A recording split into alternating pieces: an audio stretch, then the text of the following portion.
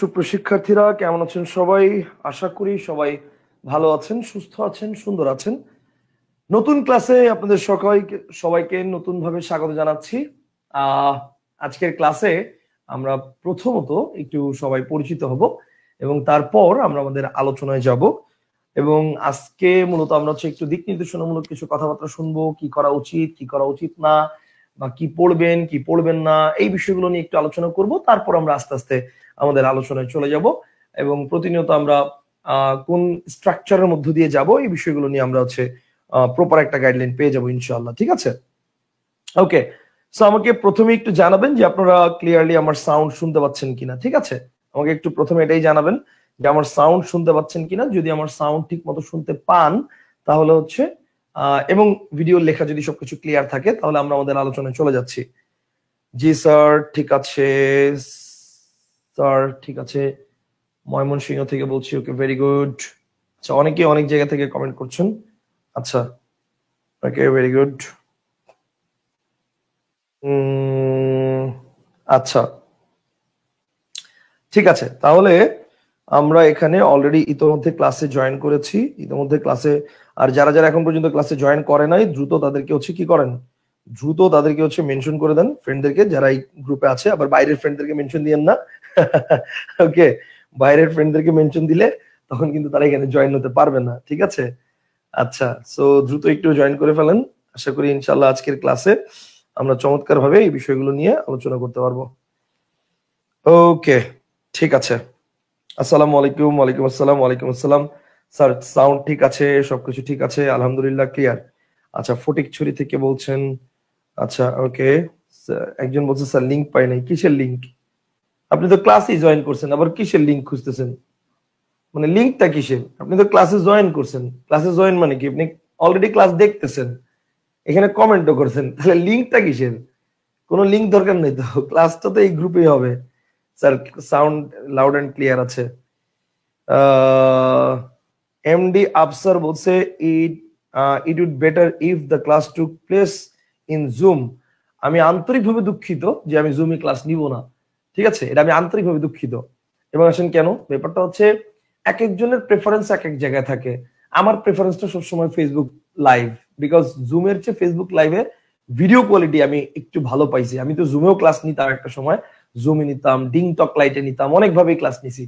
তো আলটিমেটলি জুমের চেয়ে আমি ফেসবুক লাইভে ভিডিওটা একটু বেশি ফ্যাসিলিটিস পাইছি। প্লাস আমার সবচেয়ে বড় সুবিধা যেটা, সেটা আমার ক্লাসটা ফেসবুকে মানে আবার আপলোড করার কোনো ঝামেলা নাই। মনে করেন যারা এখন লাইভ ক্লাস করতেছেন তারা লাইভে করতেছেন, কোনো কারণে লাইভ করতে পারেন নাই, ক্লাসের পরেই অটোমেটিক্যালি এই ক্লাসের লাইভ রেকর্ডটাই তারা দেখে নিতে পারছেন।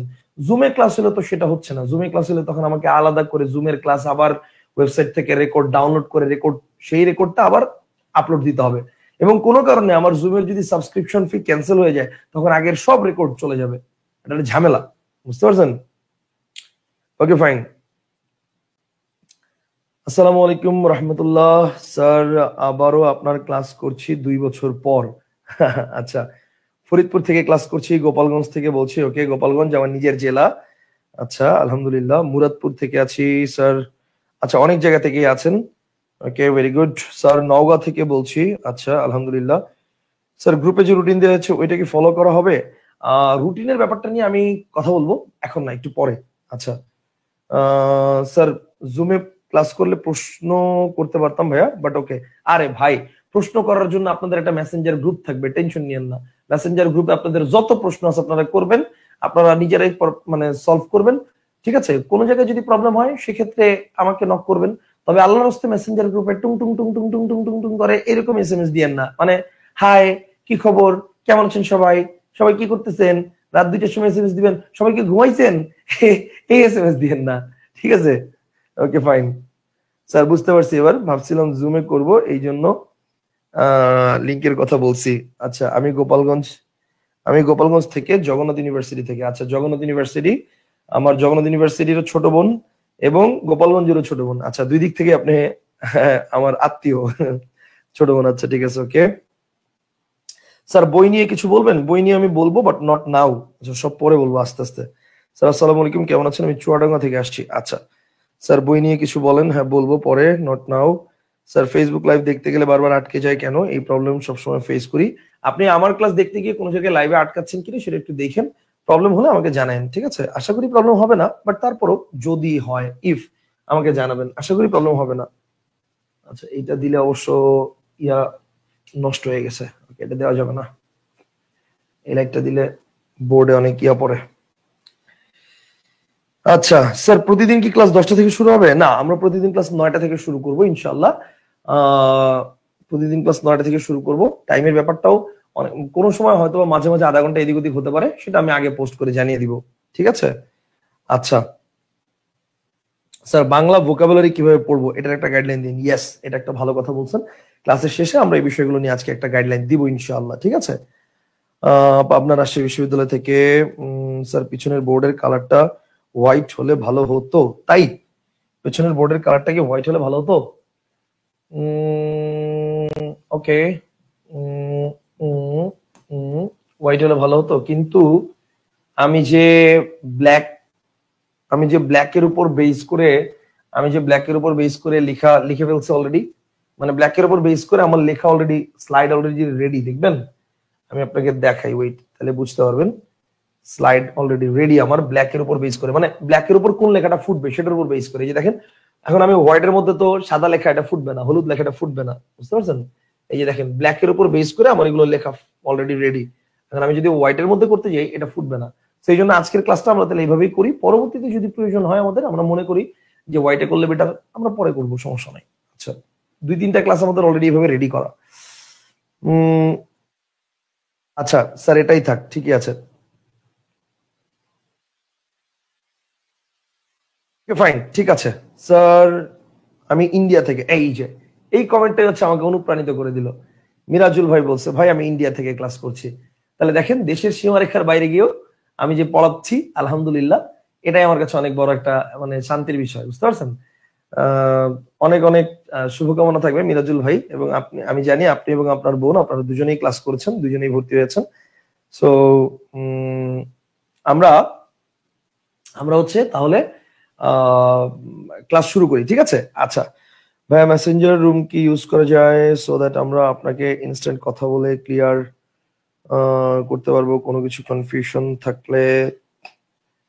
মেসেঞ্জার রুম, এটা ব্যাপারটা কি আফসার ভাই? জব সেক্টরে পুরো বাংলা নিয়ে একটা গাইডলাইন ক্লাস নিয়েন স্যার। আচ্ছা, নিব, ওগুলো নিব, সমস্যা নেই। আচ্ছা, এই আফসার ভাই একটা কমেন্ট করছেন, এটা ক্লাসের পরে, আজকে ক্লাসের পরে আমরা একটু এটা নিয়ে কথা বলবো। আমার একটু নক দিয়েন তো, নিয়ে কথা বলবো, সমস্যা নেই। আজকের ক্লাস আপাতত যেভাবে আছে সেভাবে আমরা করি, কন্টিনিউ করি, ঠিক আছে? আচ্ছা, একজন বলছে স্যার ব্যাকরণে ভয়াবহ সমস্যা আমার। আচ্ছা, ভয়াবহ সমস্যা থাকবে না ইনশাল্লাহ। ওকে, আমরা প্রথমত আপনাদেরকে যে বিষয়টা নিয়ে আলোচনা করব সেটা হচ্ছে,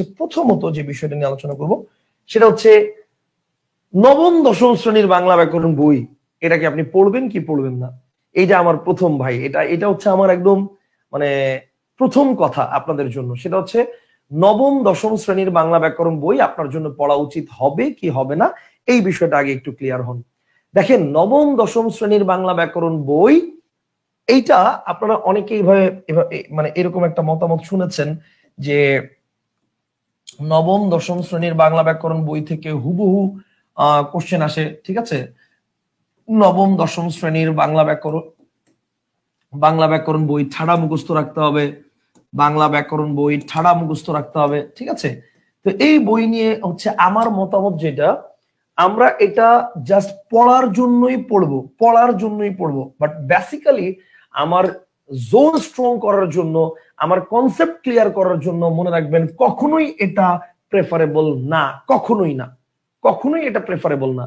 এটার মধ্যে অনেক কনফিউশন আছে, যে জিনিসটা আপনি প্রপারলি পুরোপুরি কখনোই ক্লিয়ার হতে পারবেন না শুধু আপনি যদি 9-10 ব্যাকরণ বইটাকে ফোকাস করে পড়েন। কথা বুঝতে পারছেন? একদম সিম্পল হিসাব। যেমন আমি আপনাকে যদি বলি, খেয়াল করেন, আমি যদি বলি নবম দশম শ্রেণীর বাংলা ব্যাকরণ বইতে, বর্তমান বইতে সন্ধি এটা দেওয়া আছে, হচ্ছে শব্দতত্ত্বের আলোচ্য বিষয়, শব্দতত্ত্বের। এটা কিন্তু 2021 সালের ব্যাকরণ বই অনুসারে, কিন্তু 2020 সালের ব্যাকরণ বই অনুসারে সন্ধি হচ্ছে ধ্বনিতত্ত্বের আলোচ্য বিষয়, এবং আমরা কিন্তু সন্ধিকে ধ্বনিতত্ত্বের আলোচ্য বিষয় হিসেবেই বেশি জানি।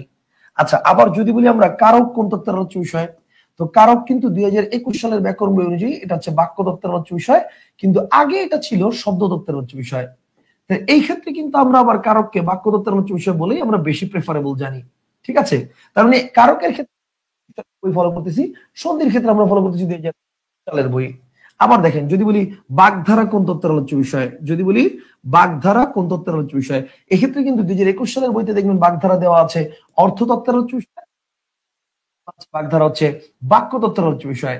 এক্ষেত্রেও কিন্তু আমরা অর্থতত্ত্বকে বেশি ফোকাস করতেছি। তার মানে কারকের ক্ষেত্রে এবং বাগধারার ক্ষেত্রে আমরা বাক্যতত্ত্বকে বেশি ফোকাস, মানে সরি 2021 সালের বইকে ফোকাস করতেছি, আর ধ্বনি সন্ধির ক্ষেত্রে আমরা ফোকাস করতেছি 2020 সালের বইতে। আসলে ব্যাপারটা কি ভাই, আমরা তাহলে আসলে কোনটাকে ফোকাস করব? আসলে আমরা একটাকে ফোকাস করব না। সিম্পল হিসাব, 9-10 এর বাংলা ব্যাকরণ বই কখনোই আপনার জন্য পারফেক্ট না। 9-10 এর বাংলা ব্যাকরণ বইয়ের কোথাও লেখা নাই যে নবম দশম শ্রেণীর শিক্ষার্থীদের বাইরে সরকারি বেসরকারি জবের জন্য যারা পরীক্ষার প্রস্তুতি নিচ্ছেন তাদের জন্য, বা যারা চাকরি প্রার্থী আছেন তাদের জন্য এটা প্রযোজ্য। আমার কথা কি বুঝতে পারছেন? সিম্পল হিসাব, আপনারা যদি পড়েন 9-10 এর ব্যাকরণ বইটা বেসিক ক্লিয়ার করার জন্য পড়তে পারেন, কিন্তু আপনি কখনোই 9-10 এর ব্যাকরণ বই মানে প্রপার শিক্ষার জন্য আপনি মানে কনসেপ্ট ক্লিয়ার করার জন্য এটা পড়বেন না। সিম্পল হিসাব, কথা বুঝতে পারছেন?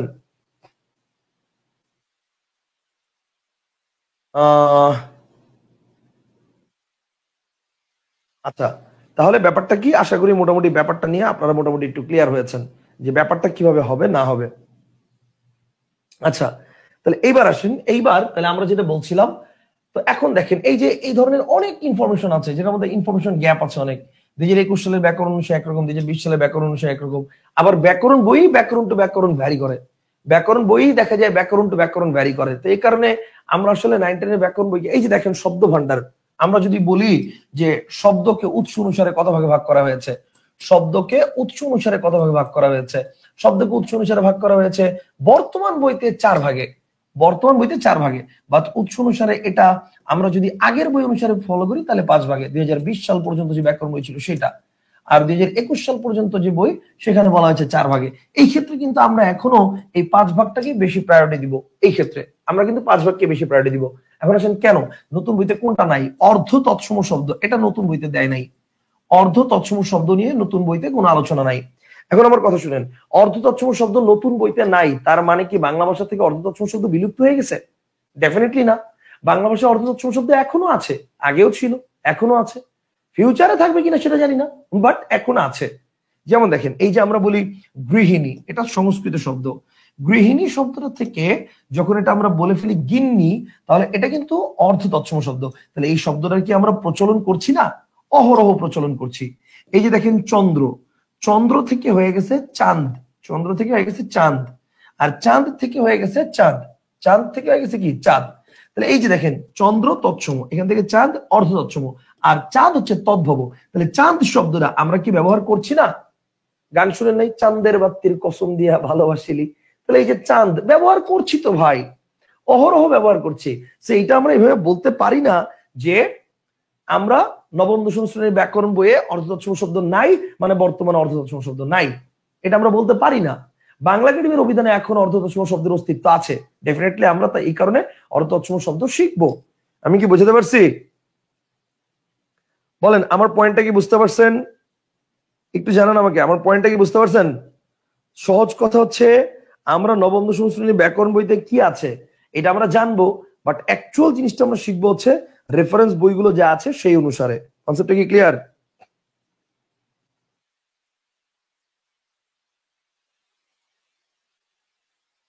স্যার আপনার ক্লাসের পাশাপাশি বেসিক ক্লিয়ার করার জন্য কোন বইটা পড়তে পারি স্যার? আচ্ছা, এক্সামে কোনটা দিব? আরে এক্সামে কোনটা দিবেন না দিবেন এগুলো সব বলবো, তো টেনশন করেন কেন? এত টেনশনে কিছু নাই।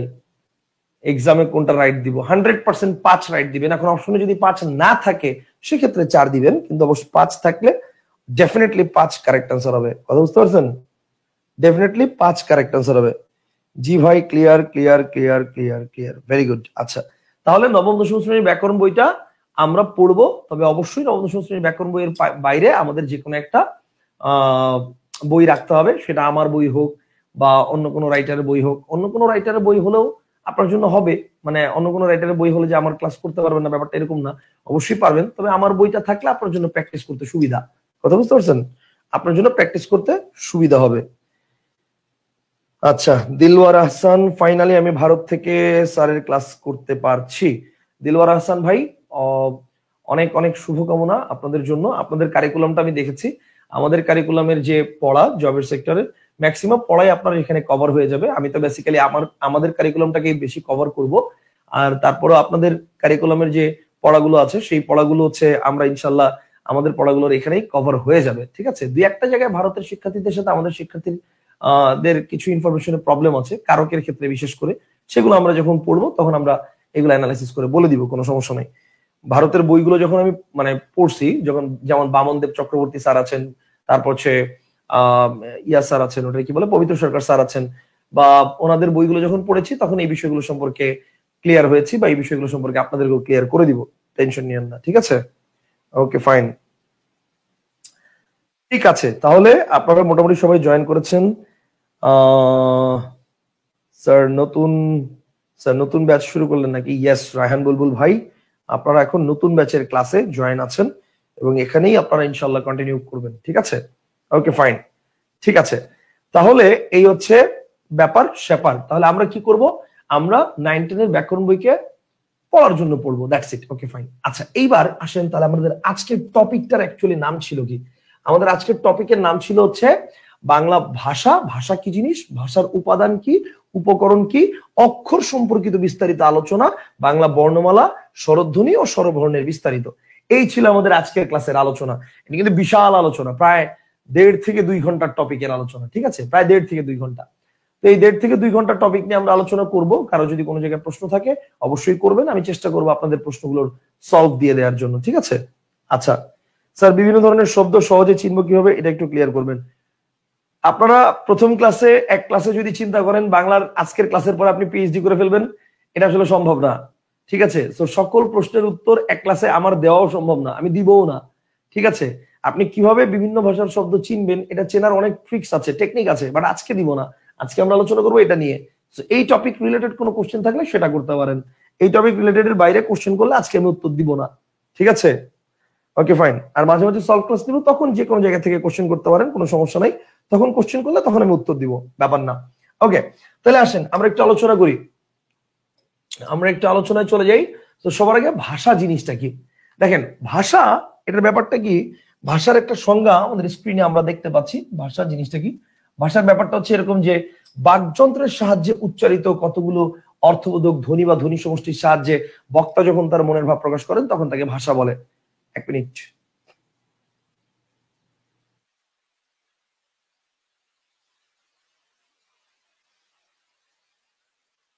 Good, okay fine. আচ্ছা এবার আসেন, তাহলে ব্যাপারটা হচ্ছে বাকযন্ত্রের সাহায্যে উচ্চারিত কতগুলো অর্থবোধক ধ্বনি বা ধ্বনি সমষ্টির সাহায্যে বক্তা যখন তার মনের ভাব প্রকাশ করে তখন তাকে ভাষা বলে। ঠিক আছে, আচ্ছা তখন তাকে ভাষা বলে। এখন এইটাও, এই যে সংজ্ঞাটা আমরা বলছি এই সংজ্ঞাটা হচ্ছে ভাষার ম্যাক্সিমাম রাইটারের বইতে এই সংজ্ঞাটা দেওয়া আছে। এখন এখানে প্রবলেম, যন্ত্র এই কথাটা হচ্ছে প্রবলেম, বাকযন্ত্রের সাহায্যে উচ্চারিত এই কথাটা হচ্ছে প্রবলেম। দেখেন বাকযন্ত্রের সাহায্যেই উচ্চারিত হইতে হবে ভাষা হইতে হলে, এটা কিন্তু বাধ্যতামূলক না। দেখেন কোন একটা দরজার সামনে গিয়ে আমরা যখন এভাবে টোকা দেই, খেয়াল করেন এভাবে টোকা দেই, ভিতর থেকে অ্যান্সার আসে ইয়েস কাম ইন। এই যে ইয়েস কাম ইন অ্যান্সারটা আসছে, কোন প্রশ্নের অ্যান্সার এটা বলেন তো? কোন প্রশ্নের অ্যান্সার? এই অ্যান্সারটা হচ্ছে মে আই কাম ইন, এই প্রশ্নের অ্যান্সার। এখন আপনি বলেন, আপনি কি মে আই কাম ইন বলছেন? বলেন নাই, আপনি বলছেন খালি টোকা দিছেন। তাহলে আপনার টোকাটাই কি মে আই কাম ইন প্রকাশ করছে, আপনার টোকাটাই মে আই কাম ইন প্রকাশ করছে, ভিতর থেকে উত্তর আসছে ইয়েস কাম ইন। তাহলে ব্যাপারটা হচ্ছে দেখেন, আপনি মে আই কাম ইন বলার জন্য কোনো মুখের ভাষা ইউজ করেন নাই, বাকযন্ত্র ইউজ করেন নাই, জাস্ট টোকা দিছেন। সো কিন্তু আপনার মনের ভাব কিন্তু প্রকাশ হয়েছে। আবার দেখেন কোন একটা অফিসের সামনে গেলেন, অফিসের সামনে গিয়ে মেইন দরজার সামনে দেখলেন যে লেখা আছে জুতা খুলে প্রবেশ করুন। তাহলে আলটিমেটলি অফিসের ভিতরে যিনি কর্মচারী বা কর্মকর্তা তিনি কিন্তু তার মনের ভাবটা আপনাকে লিখে প্রকাশ করছে। সে কিন্তু এসে বলে নাই ভাই জুতা খুলেন জুতা খুলেন জুতা খুলেন জুতা খুলেন, আপনাকে এসে বলে নাই। সে লিখে রাখছে কি জুতা খুলে প্রবেশ করুন। তো তার মানে আপনি কি করছেন? জুতা খুলে প্রবেশ করতেছেন। তার মানে অফিসের ভিতরে যিনি কর্মচারী বা কর্মকর্তা আছেন তার মনের ভাবটা তিনি আপনাকে প্রকাশ করছে কিভাবে? তার মনের ভাবটা তিনি আপনাকে প্রকাশ করছে লিখে, এবং আপনি সেটা কি করছেন? আপনি সেই মনের ভাবটা ওইভাবে একসেপ্ট করছেন। কথা কি ক্লিয়ার? তো এখানে তো বাকযন্ত্র ব্যবহার হয় নাই। হ্যালো, আসসালামু আলাইকুম।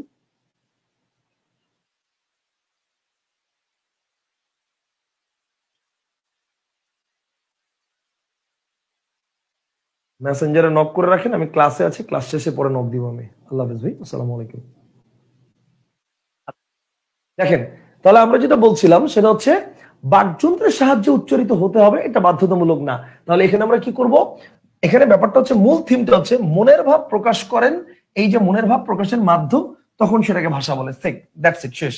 মনের ভাব প্রকাশের মাধ্যমটাই কি ভাষা। আমার যে বাকযন্ত্র লাগবে এটা বাধ্যতামূলক না, মনের ভাব প্রকাশ করতে পারলেই ভাষা, শেষ। তো ভাষার মানে কত ভাবে মনের ভাব প্রকাশ করা যায়? তিন ভাবে প্রকাশ করা যায় মনের ভাব।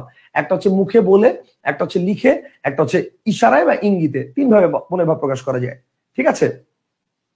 মনের ভাব প্রকাশ করা যায় কয় ভাবে? তিন ভাবে, ইশারায়, লিখে বা ইঙ্গিতে। আমরা কিভাবে মনের ভাব প্রকাশ করতেছি?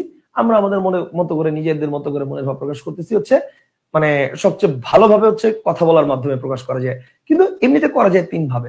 আচ্ছা, এবার আসেন তাহলে ভাষা জিনিসটা কি, আশা করি এটা আপনাদের ক্লিয়ার হয়ে গেছে। এখন ভাষার যে প্রশ্নটা নিয়ে স্টুডেন্টদের সবচেয়ে বেশি প্রবলেম, যে প্রশ্নটা নিয়ে স্টুডেন্টদের সবচেয়ে বেশি প্রবলেম, সেটা কি?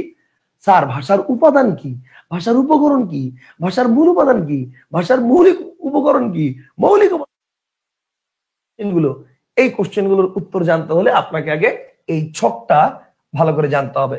ছকটা কিভাবে ক্রিয়েট হয়েছে সেটা ভালো করে খেয়াল করতে হবে, ভালো করে ফোকাস করেন। আমি এখানে কিন্তু যদিও আগের থেকে আমি লিখে রেখেছি, বাট এই জায়গাটা আমি ভালো করে দাগিয়ে দাগিয়ে আপনাদেরকে লিখে দিচ্ছি, আপনারা চাইলে স্ক্রিনশট নিয়ে নিতে পারেন, অথবা আমি ক্লাসের পরে এটার পিডিএফ ফাইলও দিয়ে দিব, টেনশন নাই।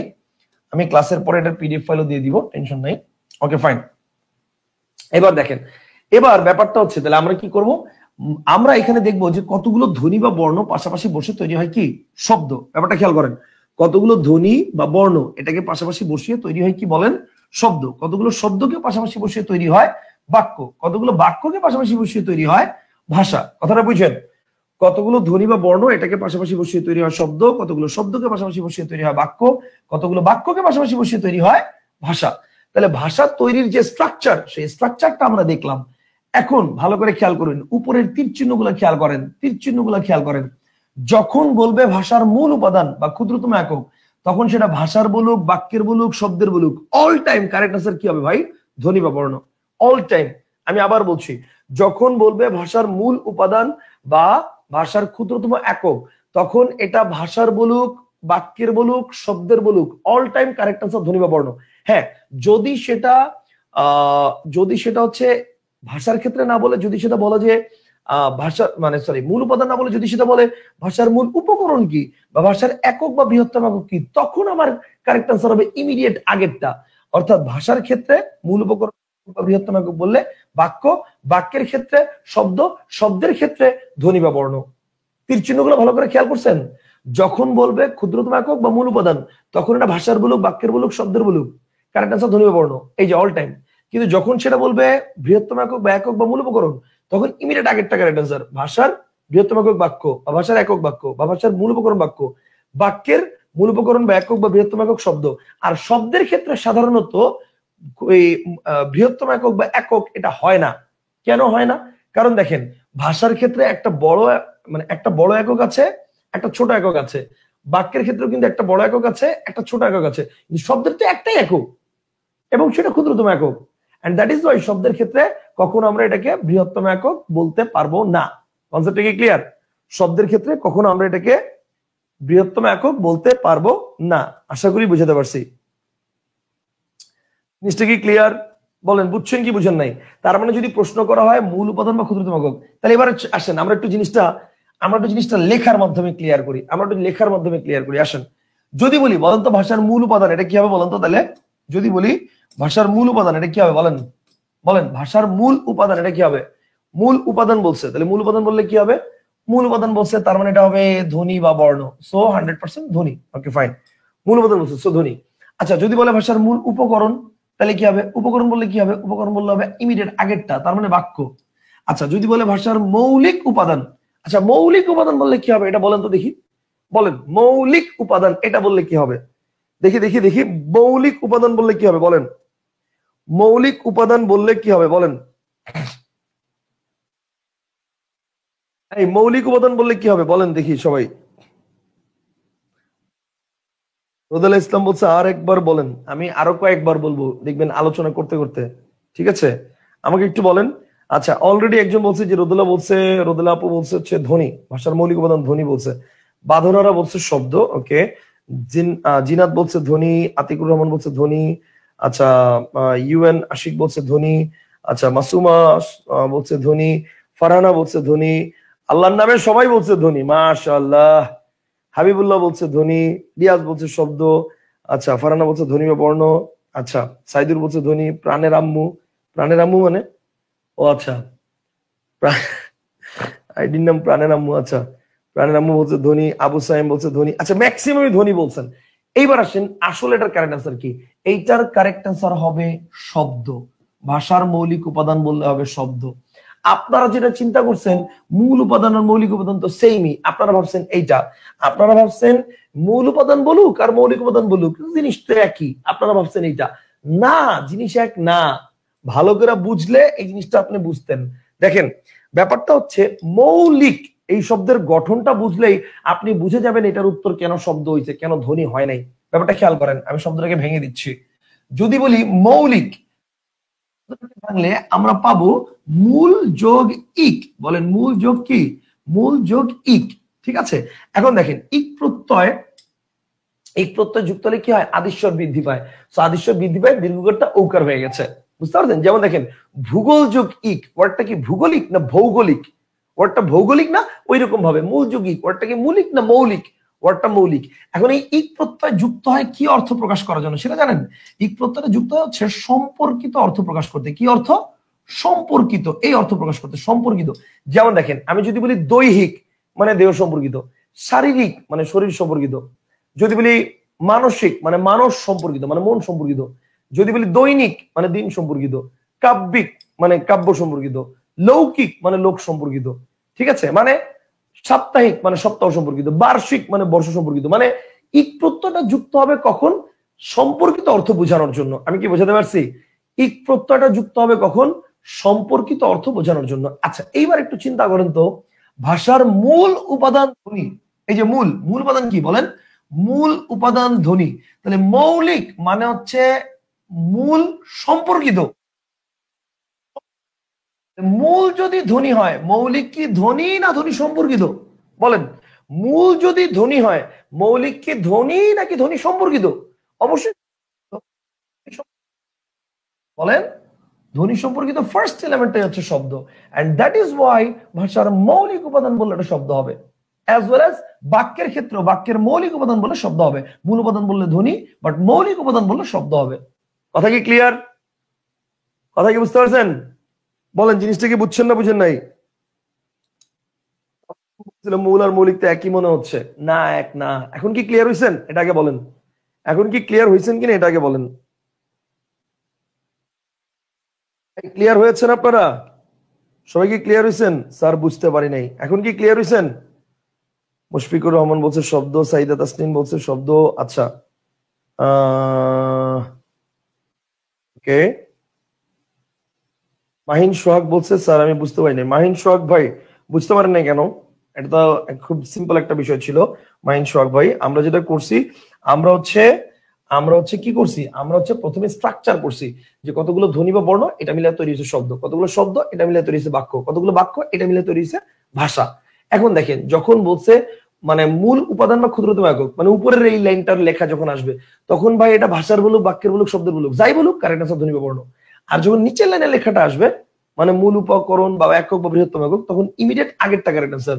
ভাষার বললে বাক্য, বাক্যের বললে শব্দ, শব্দের বললে ধ্বনি বা বর্ণ। কনসেপ্টটা কি ক্লিয়ার? আশা করি বুঝতে পারছেন। এই পর্যন্ত আমরা দেখলাম। তাহলে ভাষার ক্ষুদ্রতম একক কি বলেন? বলেন ভাষার ক্ষুদ্রতম একক কি এটা বলেন। ভাষার ক্ষুদ্রতম একক এটা কি? জি স্যার, ক্লিয়ার ক্লিয়ার ক্লিয়ার। আচ্ছা, ক্ষুদ্রতম একক কি হবে বলেন? ভাষার ক্ষুদ্রতম একক এটাও ধ্বনি। Okay fine, very good. ভাষার বৃহত্তম একক কি? বৃহত্তম একক হচ্ছে বাক্য। বৃহত্তম একক বাক্য। ভাষার একক কি? এটাও বাক্য, এটাও বাক্য। ওকে ফাইন, ক্লিয়ার এই পর্যন্ত? এ পর্যন্ত ক্লিয়ার? আমরা আসেন পরেরটায় যাই। ভাষারটা দেখলাম, এবার বাক্যেরটা। ভাষারটা দেখলাম, এবার বাক্যেরটা। বাক্যেরটা কি আছে বলেন? বাক্যের মূল উপাদান কি? মূল উপাদান বলছে, তার মানে ধ্বনি বা বর্ণ। ওকে ফাইন, ধ্বনি বা বর্ণ। আচ্ছা, বাক্যের মূল উপকরণ কি? তার মানে বাক্যের মূল উপকরণ হচ্ছে শব্দ। ওকে ফাইন, ইমিডিয়েট আগেরটা কারেক্ট স্যার। বাক্যের মৌলিক উপাদান কি? আবারও সেই মৌলিক, তার মানে কি? মৌলিক হচ্ছে শব্দ। ওকে, মৌলিক বললে শব্দ। বাক্যের ক্ষুদ্রতম একক কি? এটা হচ্ছে ধ্বনি বা বর্ণ। বাক্যের ক্ষুদ্রতম একক কি? ধ্বনি বা বর্ণ। বাক্যের বৃহত্তম একক কি? বাক্যের বৃহত্তম একক হচ্ছে বৃহত্তম একক হচ্ছে শব্দ। বৃহত্তম একক হচ্ছে শব্দ। আর বাক্যের একক কি? এটাও শব্দ। বাক্যের একক কি? এটাও শব্দ। Concept clear? Simple, as simple as it is. আচ্ছা, মনসুর বলছে স্যার তাহলে শব্দের মৌলিক উপাদান কি? উত্তর হচ্ছে ভাইরে, শব্দের মৌলিক উপাদান তো বহুত পরের কথা। শব্দের তো মূল উপকরণই নাই। শব্দের তো মানে বৃহত্তম একক বা একক এটাই নাই।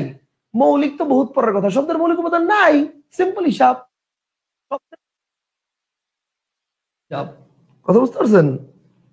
শব্দের মৌলিক উপাদান কি যিনি জিজ্ঞেস করছেন। Okay fine. আচ্ছা, এই পর্যন্ত আশা করি ক্লিয়ার। এইবার আসেন শব্দের মূল উপাদান কি।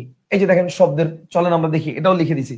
তাহলে শব্দের মূল উপাদান কি? এটা হচ্ছে ধ্বনি বা বর্ণ। ওকে ফাইন, ধ্বনি বা বর্ণ। শব্দের মূল উপকরণ কি? এটাও ধ্বনি বা বর্ণ। মূল উপকরণ বলুক যাই বলুক, ধ্বনি বা বর্ণ। শব্দের মৌলিক উপাদান নাই নাই নাই নাই নাই। শব্দের ক্ষুদ্রতম একক ধ্বনি বা বর্ণ। ধ্বনি বা বর্ণ। শব্দের একক বা বৃহত্তম একক নাই নাই নাই নাই নাই। এটাও নাই, এটাও নাই। কনসেপ্টটা কি ক্লিয়ার? শব্দের ক্ষেত্রে এই দুইটা নয়াকার নাই।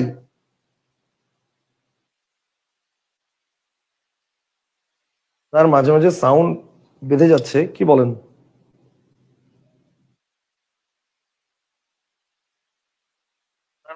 সাউন্ড বেঁধে যাচ্ছে, কি বলেন? সাউন্ড তো বেঁধে যাওয়ার কথা না। ওয়েট স্যার, লিখা তো বোঝা যাচ্ছে না। হ্যাঁ, লিখাও বোঝা যাচ্ছে না। লা হাওলা ওয়ালা কুওয়াতা ইল্লা বিল্লাহিল আলিয়্যিল আযীম। ওয়েট,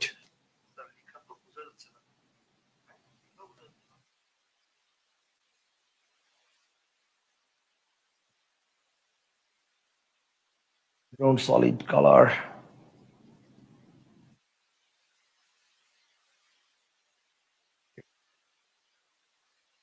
If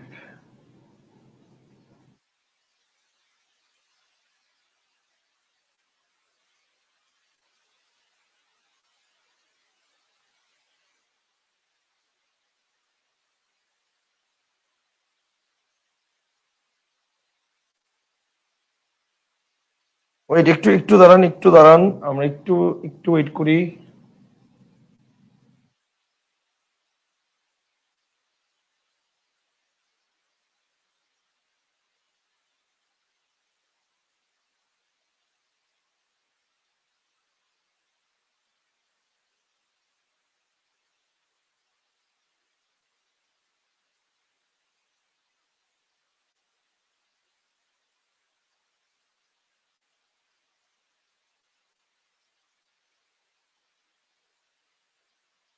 আচ্ছা, তার মানে যদি আমি ব্ল্যাক দেই এটা বেটার হবে। ব্ল্যাক, ব্ল্যাকের মধ্যে এটা, হ্যাঁ, মনে হয় বেটার। এটা মনে হয় বেটার। এটা দেখেন তো। ওকে ফাইন, এটা দেখেন তো। এটা এটা মনে হয় বেটার মনে হচ্ছে আমার কাছে।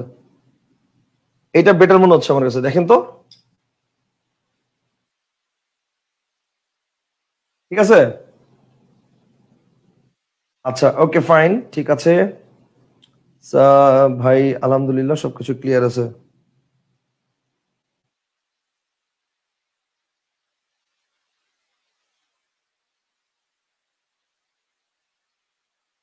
আচ্ছা, এখন কি ক্লিয়ার আছেন? এখন ক্লিয়ার আছে?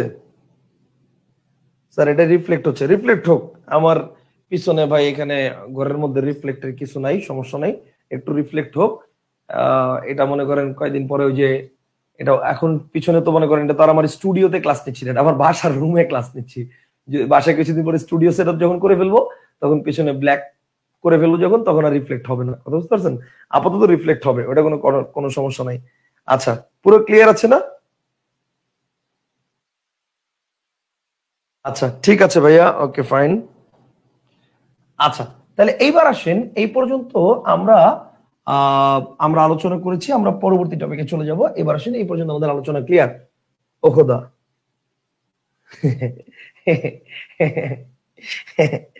আন্তরিকভাবে দুঃখিত।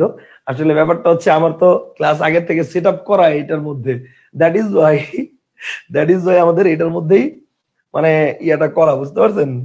এই কারণে এই যে দেখেন এটার মধ্যে অলরেডি করা set up, that is Y এটা অটোমেটিক এটাতেই আসতেছে, বুঝতে পারছেন জিনিসটা? অটোমেটিক এটা দিয়ে আসতেছে। এই যে দেখেন এটা চেঞ্জ হয়েছে, বাকিগুলো আচ্ছা দাঁড়ান দেখি, এটা যদি চেঞ্জ হয় তাহলে এটার মধ্যে বাকিগুলো কেন হবে না? ও এটা ইন্ডিভিজুয়ালি চেঞ্জ করতে হবে মনে হয়।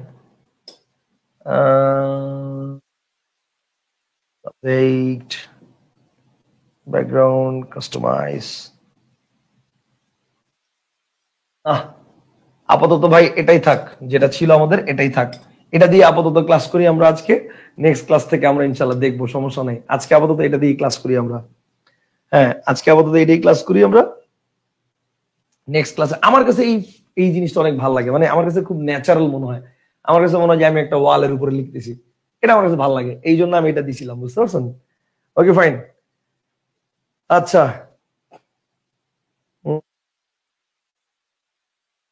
আচ্ছা এবার আসেন।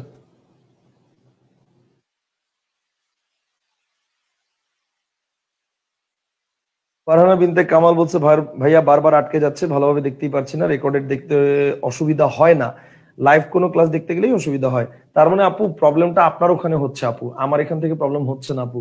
আমার এখান থেকে যদি প্রবলেম হতো তাহলে কিন্তু শুধু আপনার না সবার হতো প্রবলেম, কারণ যেহেতু আমি হোস্ট, আমার এখান থেকে প্রবলেম হলে সবার ওখানে প্রবলেম হতো। যেহেতু আমার এখানে প্রবলেম হচ্ছে না, মানে অনেকের কাছে যেহেতু প্রবলেম হচ্ছে না, সুতরাং আমার এখানে প্রবলেম হচ্ছে না, বুঝতে পারছেন? আচ্ছা ঠিক আছে ফাইন। এবার আসেন, এবার তাহলে আমরা আলোচনা করবো কি নিয়ে? আমরা আলোচনা করবো একটু অক্ষর নিয়ে। ঠিক আছে, আমরা আলোচনা করবো একটু অক্ষর নিয়ে। এখন আসলে অক্ষর জিনিসটা কি, অক্ষর জিনিসটা কি আমরা একটু আগে বুঝি, অক্ষর জিনিসটা কি, তারপর আমরা ডিটেলস আলোচনায় যাই। ব্যাপারটা হচ্ছে এইটা, আসেন এবার আসেন, ব্যাপারটা হচ্ছে এরকম যে অক্ষর জিনিসটা হচ্ছে এরকম যে নিঃশ্বাসের ক্ষুদ্রতম প্রয়াসে একটি শব্দের যতটুকু অংশ কোনো বাধা বা বিপত্তি ছাড়া একবার উচ্চারণ করা যায় তাকে অক্ষর বলে। আবার বলছি, এক নিঃশ্বাসে একটি শব্দের যতটুকু অংশ কোনো বাধা বা বিপত্তি ছাড়া একবার উচ্চারণ করা যায় তাকে অক্ষর বলে। কিন্তু আমরা তো এভাবে অক্ষর শিখবো না, ভালো করে বুঝেন, আমরা এভাবে অক্ষর শিখবো না। তাহলে আমরা কিভাবে অক্ষর শিখবো? আসেন আমরা অক্ষর শিখবো একটা ট্রিক্স এর মাধ্যমে। ট্রিক্সটা কি? ট্রিক্সটা হচ্ছে এসএমএস। বলেন what is the name of this trick? The name of this trick is SMS. এখন আসেন এসএমএস ট্রিক্সটা কি? এসএমএস ট্রিক্সটা হচ্ছে আমরা যখন কোনো শব্দ লিখবো, এই শব্দটা আমরা আমরা যখন এসএমএস এ লিখি, আমাদের এসএমএস এর ভাষাটাকে একটু চিন্তা করেন তো। আমরা কি এসএমএস এ লিখি যখন, তখন কি বাংলায় লিখি না ইংরেজিতে লিখি নাকি বাংলিশে লিখি? মানে বাংলা ইংলিশ না বাংলিশ? আমরা লিখি সাধারণত যখন বলি তখন হচ্ছে বাংলিশ, কথাটা বুঝেন? আমরা হচ্ছে আমরা লিখি তখন হচ্ছে বাংলিশে লিখি। আমরা লিখি কিভাবে? আমরা লিখি বাংলিশে। তো বাংলিশে যেহেতু লিখি, কথাটা বুঝেন, বাংলিশে যেহেতু লিখি, তাহলে আলটিমেটলি আমরা যখন অক্ষর বের করব তখন বাংলিশে লিখবো। বাংলিশে লিখলে আপনি কিভাবে অক্ষর বের করতে পারবেন সেটা দেখাচ্ছি, আসেন। এই যে মনে করেন বিশ্ববিদ্যালয়, এই শব্দটা আমি লিখেছি। এখন যদি প্রশ্ন করে এই শব্দটার মধ্যে কয় অক্ষর, এখন আমরা যদি বইয়ের যে সিস্টেম, সেই সিস্টেম অনুযায়ী অক্ষর বের করতে যাইতাম, তাহলে ব্যাপারটা হচ্ছে এরকম হইতো যে এক নিঃশ্বাসে একটি শব্দের যতটুকু অংশ কোনো বাধা বা বিপত্তি ছাড়া একবার উচ্চারণ করা যায় তাকে অক্ষর বলে। কিন্তু এটা যদি আমরা করতে যেতাম তাহলে কি হইতো দেখেন, এক একজনের উচ্চারণ এক এক রকম হইতো। যেমন দেখেন বিশ্ববিদ্যালয় কেউ উচ্চারণ করতো বিশ সো বিদ দা লয়, কয়টা হইলো? পাঁচটা। কেউ উচ্চারণ করতো বিশ্ব বিদ্যা লয়, কয়টা হইলো? তিনটা। কেউ উচ্চারণ করতো বিশ্ব বিদ্যালয়, কয়টা হইলো? দুইটা। কেউ উচ্চারণ করতো আবার একবারে বিশ্ববিদ্যালয়, কয়টা হইলো? একটা। তাহলে এবার আসলে চিন্তা করেন, বিশ্ববিদ্যালয় শব্দ এক একজন যে যেভাবে উচ্চারণ করতেছে তার লজিক অনুযায়ী কিন্তু ঠিক আছে এটা, কিন্তু আসলে কি বিশ্ববিদ্যালয় বানানে ভাই কেউ চারটা, কেউ একটা, কেউ তিনটা, কেউ দুইটা, কেউ একটা, যে যেভাবে বলবে সবারটাই কি রাইট? ডেফিনেটলি না। এখানে একটা প্রবলেম আছে। প্রবলেমটা কি? বিশ্ববিদ্যালয় বানানে নির্দিষ্ট কিছু অক্ষর আছে, এটা আমরা বের করতে পারি নাই, এটা হচ্ছে কথা। তা আমরা কিভাবে বের করব অক্ষর? আমরা অক্ষর বের করার জন্য কি করব? বাংলিশে লিখে ফেলবো। তাহলে বিশ্ববিদ্যালয় বানানটা আমি একটু বাংলিশে লিখে ফেলতেছি, আসেন।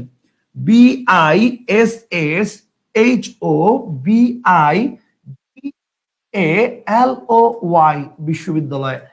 ভাই আল্লাহর দোহাই লাগে, আপনারা যেভাবে বাংলিশ লিখেন ওই বাংলিশ দিয়েন না।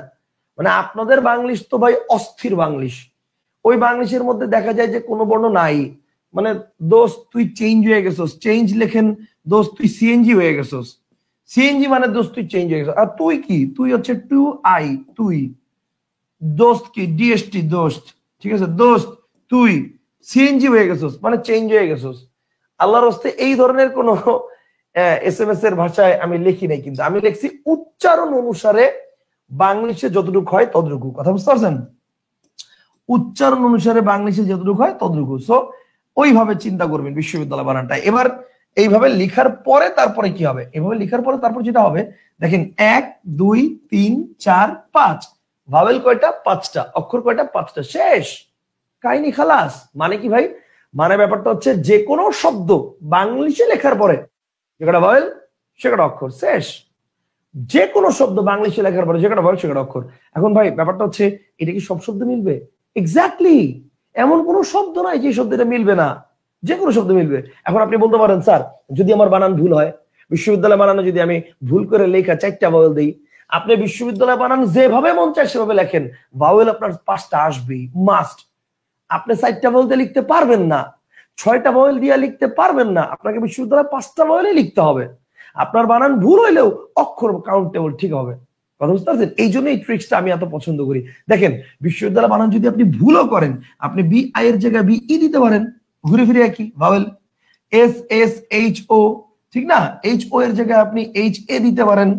অনেকে আছে না ওই যে, অথবা মনে করেন অনেকে আছে না ওই যে ডাব্লিউ এ উচ্চারণ করে, যেমন অনেকে বলে না বিশ্ববিদ্যালয়, তো ডাব্লিউ এ দিতে পারেন। তাও ওই ঘুরে ফিরে আপনার ভাওয়েল কয়টা? 5টা। কথা বুঝতে পারছেন? ডাব্লিউ এ, তারপর হচ্ছে বি আই, বি আই এর জায়গায় বি ই দিলেন, তারপর হচ্ছে D D A L O Y. Ultimately দেখেন 1 2 3 4 5, ভাওয়েল কয়টা? 5টা, অক্ষর কয়টা? 5টা। আপনি বানান যেভাবেই করেন, বানান ভুল হোক আর রাইট হোক, কারেক্ট আনসার 5টা হবেই। কনসেপ্টটা কি ক্লিয়ার বিশ্ববিদ্যালয় বানানে? বুঝতে পারছি? এই জন্য এই ট্রিক্সটা আমার এত পছন্দ, এই ট্রিক্সটা আমার এত ভালো লাগে। ঠিক আছে, কারণ আপনি বুঝেন আর না বুঝেন, অ্যান্সার আপনার 5টা হবেই, মানে অ্যান্সার আপনার মিলবেই। Concept clear? আচ্ছা ভাই, সাইফুল শব্দে অক্ষর কয়টা? আরে ভাই সাইফুল খালি সাইফুল, মর্জিনা, জরিনা সব শব্দ দেখাবো, টেনশন করেন কেন, একটু ওয়েট করেন। আচ্ছা একজন বলছে ভাই একটা প্রশ্ন, প্রশ্নটা বলবেন, দাঁড়ান একটু পরে, একটু পরে আমি প্রশ্ন নিব। তার আগে আমি একটু শুনে নিই, বিশ্ববিদ্যালয় এই শব্দে কয়টা অক্ষর আমরা যদি বুঝে থাকি, এরকম আমরা কিছু প্র্যাকটিস করে আসি। আগে আমরা কিছু প্র্যাকটিস করে আসি।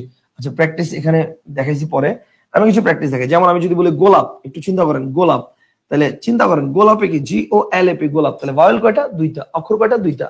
আমি যদি বলি পানি, তাহলে খেয়াল করেন পি এ এন আই, পানি, তাহলে ভাওয়েল কয়টা? 2টা, অক্ষর কয়টা? 2টা, শেষ। আমি যদি বলি কলম, কে ও এল ও এম, কলম, তাহলে ভাওয়েল কয়টা? 2টা, অক্ষর কয়টা? 2টা।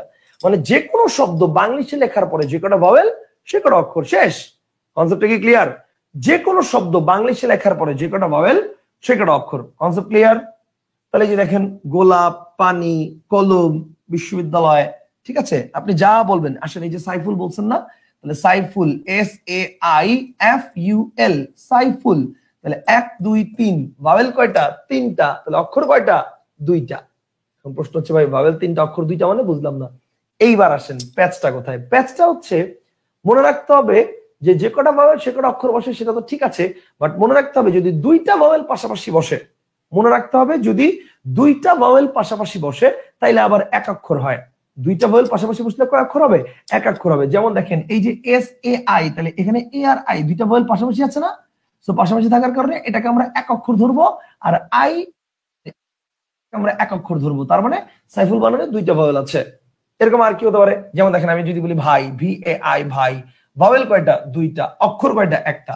যদি বলি Haimanti, H O I M O N T I, Haimanti, তাহলে 1 2 3 4, ভাওয়েল 4টা, বাট অক্ষর কিন্তু 3টা, কারণ এই ও আর আই একসাথে। কথা বুঝতে পারছেন? সো তার মানে যে কোনো শব্দ বাংলাদেশে লেখার পরে যে কটা ভাওয়েল সে কটা অক্ষর। এই পর্যন্ত তোমরা ক্লিয়ার হলামই। আর তাছাড়া আমরা যদি দেখি যে দুটি ভাওয়েল পাশাপাশি আছে, তাহলে সেটাকে আমরা এক অক্ষর বলে ধরবো। কনসেপ্টটা কি ক্লিয়ার? আর ইংরেজিতে সিলেবাল কিভাবে নির্ণয় করা যাবে, কোনো শর্টকাট টেকনিক আছে এমন? ইংরেজিতে সিলেবাল কিভাবে নির্ণয় করবেন সেটা বাংলা ইনস্ট্রাক্টরের কাছে জানতে যাচ্ছেন? সেটা আপনি জানতে চাইবেন ইংলিশ ইনস্ট্রাক্টরের কাছে। ওকে, ইংলিশের ইনস্ট্রাক্টরের কাছে সেটা জানতে চাইবেন। ওকে ফাইন, হয়তো আছে, I am not sure actually. হয়তো আছে, কিন্তু আমি এই মুহূর্তে আপনাকে বলতে পারছি না, আন্তরিকভাবে দুঃখিত। আচ্ছা, তাহলে ব্যাপারটা হচ্ছে একটা শব্দে, এখানে আবার একটা কথা আছে ভাই, মনে রাখবেন একটা শব্দে যে কটা ভাওয়েল, মনে রাখবেন একটা শব্দে যে কটা ভাওয়েল সে কটা তো অক্ষর হবে, এটা তো শিওর। কিন্তু একই ভাওয়েল যদি 3-4 বার 5 বার থাকে তাহলে কি হবে?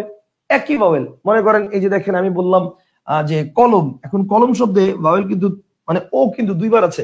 এখন আপনি যদি চিন্তা করেন স্যার ও 2 বার আছে, 2 বারের জন্য আমি 1 বার ধরবো না, 2 বার কেন, যদি 20 বারও থাকে 20 বারই ধরতে হবে। ঠিক আছে, যেমন আমি যদি বলি দেখেন অপিনিহিতি, ও পি আই, দেখেন O P I N I H I T I, তাহলে খেয়াল করেন একটা ভাওয়েল, এরপরে 2 3 4 5, মোট ভাওয়েল 5টা, অক্ষর 5টা, শেষ।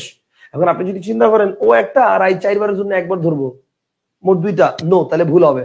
আমার কথা কি বুঝতে পারছেন?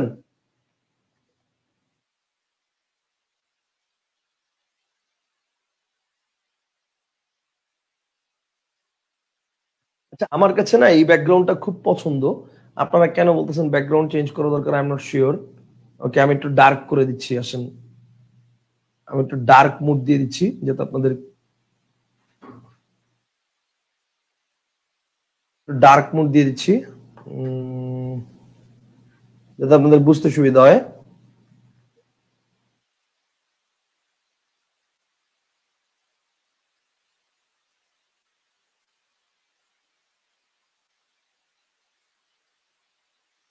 আচ্ছা, এবার দেখেন তো মোটামুটি আগের চেয়ে একটু ক্লিয়ার হয়েছেন কিনা, মানে আগের চেয়ে আরেকটু ভালোভাবে বোঝা যাচ্ছে কিনা।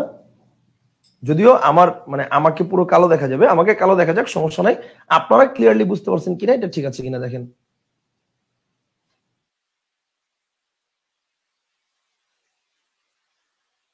এইটা ক্লিয়ার আছে কিনা এটা বলেন। ডার্ক, একটু ডার্ক ইয়া দিয়েছি, এটা কি বুঝতে পারছেন আপনারা? আপনারা কি বুঝতে পারছেন?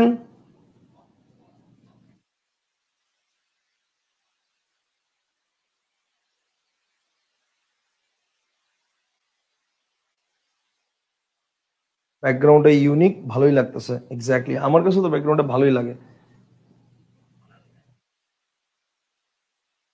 তার আগের চেয়ে ভালো, ঠিক আছে, গুড।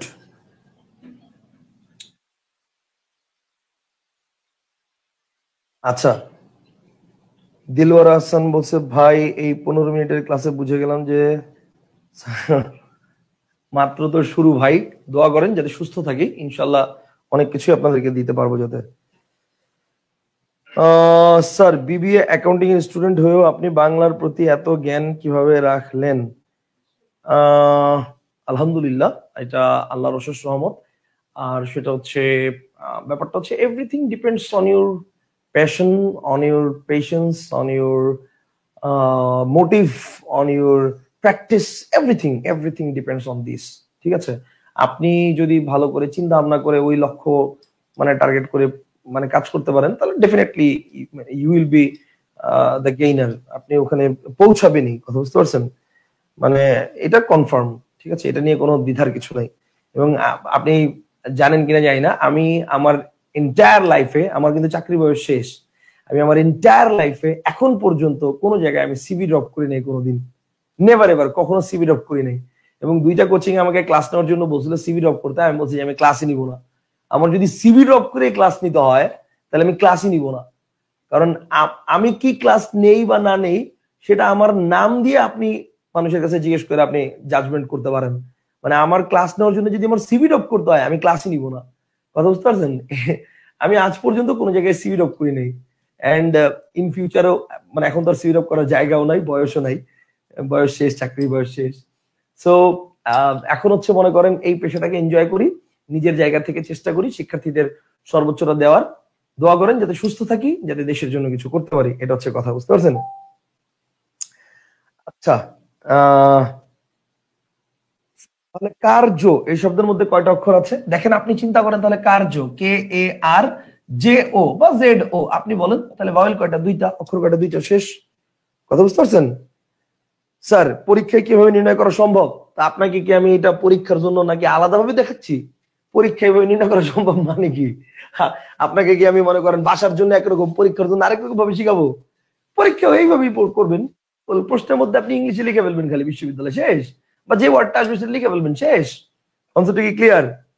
আচ্ছা ওকে ফাইন, এবার আসেন তাহলে এই পর্যন্ত আমাদের ক্লিয়ার। আচ্ছা এই পর্যন্ত আমাদের ক্লিয়ার। এখন আসেন আমরা একটু তাহলে যেটা করব, আমরা এবার একটু কিছু প্র্যাকটিস করব। দেখেন Rabindranath, Shantinagar, Farmgate, colonel, science lab, আমি এই 5টা উদাহরণ দেখতে চাই। সবার আগে কে সর্বোত্তম সঠিক উত্তর দিতে পারেন, মানে একটা কমেন্টের মধ্যে আপনি লিখবেন না যে রবীন্দ্রনাথ এটার কয়টা অক্ষর আছে, এটা লিখবেন না, আপনি একসাথে লিখবেন। যে মনে করেন রবীন্দ্রনাথ লিখছেন, এটার মধ্যে 3টা আছে বা 4টা আছে বা 5টা আছে, শান্তিনগরের মধ্যে 3টা 4টা 5টা আছে, আপনি উত্তর লিখবেন এভাবে 4 4 2 2 1 3, এভাবে লিখবেন যে 4 4 1 1 বা 4 2 2 2, এভাবে লিখবেন। ঠিক আছে, এভাবে করে একটু লিখেন 4 4 2 2 বা 4 4 1 1, ঠিক আছে, এভাবে করে লিখেন। ওকে স্যার, ক্যারিয়ার ম্যাপে আপনার ক্লাস করেছি ভাইয়া। Okay very good. ক্যারিয়ার ম্যাপে আপনার ক্লাস করেছি ভাইয়া, ভেরি গুড। ওকে আলহামদুলিল্লাহ। আচ্ছা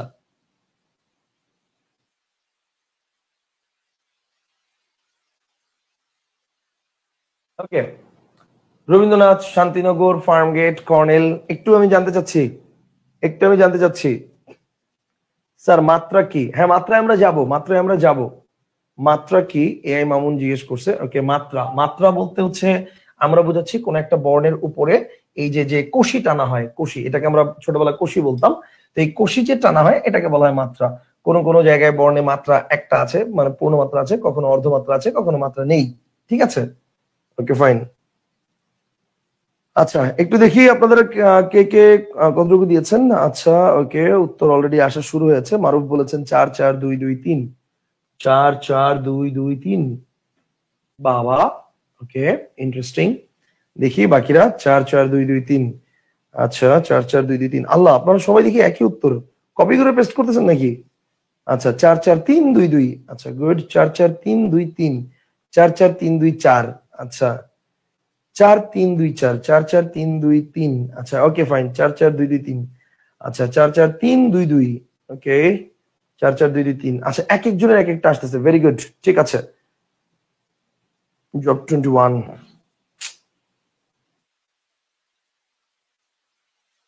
ওকে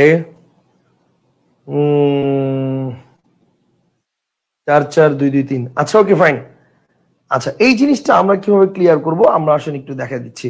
এই জিনিসটা আমরা কিভাবে ক্লিয়ার করব আমি একটু দেখা দিচ্ছি। ব্যাপারটা হচ্ছে এরকম, আচ্ছা এবার আমি লিখতেছি, যদি আমার সাথে কারো বানান মিলে, মানে কারোটা যদি মিলে যায় আলহামদুলিল্লাহ ভালো, যদি না মিলে তাহলে কোনো সমস্যা নেই, কাটবেন না। আপনি যা লিখছেন ওভাবেই চেষ্টা করবো আমরা মিলিয়ে দেওয়ার জন্য, ঠিক আছে? আসেন তাহলে ব্যাপারটা হচ্ছে রবীন্দ্রনাথ, রবীন্দ্রনাথ এটাকে যদি আমরা ভাঙি, রবীন্দ্রনাথ এটাকে যদি আমরা ভাঙি আমরা কি পাচ্ছি? রবীন্দ্রনাথ এটাকে ভাঙলে আমরা পাচ্ছি হচ্ছে দেখেন আর ও INDROATH, রবীন্দ্রনাথ। ওকে ফাইন, এখানে ভাওয়েল হচ্ছে কয়টা?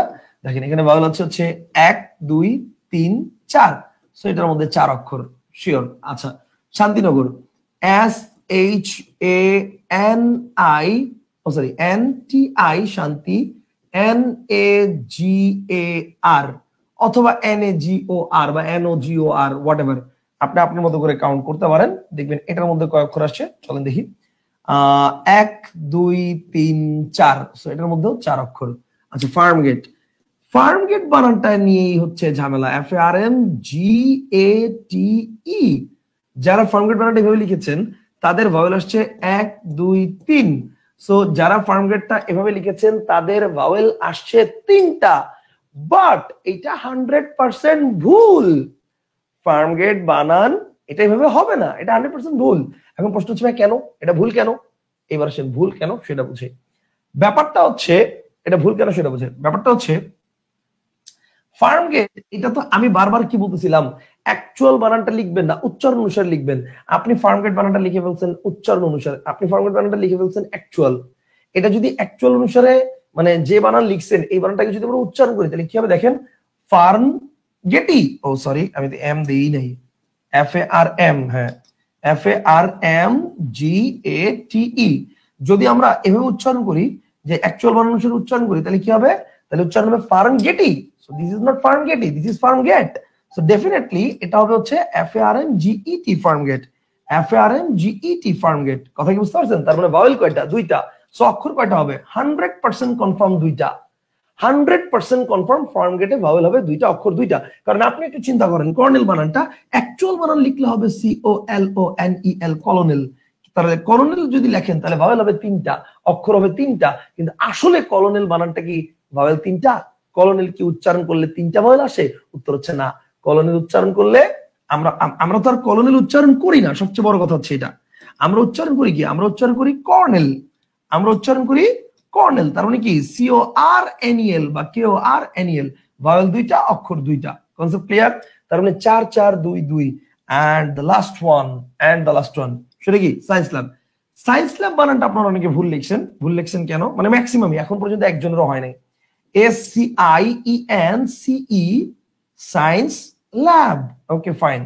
আপনারা এখানে কি করছেন? আপনারা করছেন SCIE, দুইটা মিলে একটা, আর এটা একটা, এটা একটা। সো আপনারা এখানে করছেন হচ্ছে এইভাবে লিখছেন। ভাই যারা এইভাবে লিখছেন তাদের তিনটা আসছে, যারা এইভাবে লিখছেন তাদের তিনটা আসছে। আবার অনেকে চিন্তা করতেছেন যে ওটা কি বলে, SCINC, এইটুকুই তো হয়ে যাচ্ছে। সো আমার তো সি এর পরে ই দেওয়ার দরকার নাই, ঠিক আছে? সো আলটিমেটলি তাহলে ভাওয়েল তো আমার হচ্ছে দুইটা হচ্ছে, ঠিক আছে? সো আলটিমেটলি একটু চিন্তা করেন, 4 4 2 3। আচ্ছা, সায়েন্স ল্যাব, হ্যাঁ গুড গুড। আচ্ছা এবার একটু খেয়াল করেন, দেখেন সায়েন্স ল্যাব বানানটা অ্যাকচুয়ালি আমরা কিভাবে লিখবো? এই যে দেখেন SAINS, that's it, science lab. SAINS, science lab, simple হিসাব, SAINS, সায়েন্স ল্যাব। এখন আপনি যে বানানটা লিখছেন এটা কিন্তু সায়েন্স বানানের অ্যাকচুয়াল বানান। আপনি অ্যাকচুয়াল বানান কেন লিখবেন? আমি কি একবারও ভাই, আচ্ছা বিশ্ববিদ্যালয় বানান আমি কি লিখছিলাম? ইউনিভার্সিটি। কলম বানান কি আমি পেন লিখছিলাম? তাহলে আপনি কেন সায়েন্স ল্যাব বানান অ্যাকচুয়াল বানানটা লিখবেন? আমার কথা কি বুঝতে পারছেন? সায়েন্স ল্যাব বানান কেন আপনি অ্যাকচুয়ালটা লিখবেন? আপনি লিখবেন হচ্ছে এটা SAINS, সায়েন্স ল্যাব। এই দুইটা মিলে একটা ভাওয়েল, আর একটা ভাওয়েল, শেষ। অক্ষর দুইটা, অক্ষর দুইটা, মানে ভাওয়েল দুইটা, অক্ষর দুইটা। বলেন এই পর্যন্ত বুঝছেন কিনা? এই পর্যন্ত কি ক্লিয়ার? আমাকে একটু এটা জানান, এই পর্যন্ত কি পুরোটা ক্লিয়ার হয়েছেন? একটু জানান, এই পর্যন্ত কি পুরোটা ক্লিয়ার হয়েছেন? একটু জানান যে এই পর্যন্ত পুরোটা ক্লিয়ার হয়েছেন কিনা, এই পর্যন্ত পুরোটা ক্লিয়ার হয়েছেন কিনা, এটা একটু জানান। ওয়েট, এক মিনিট।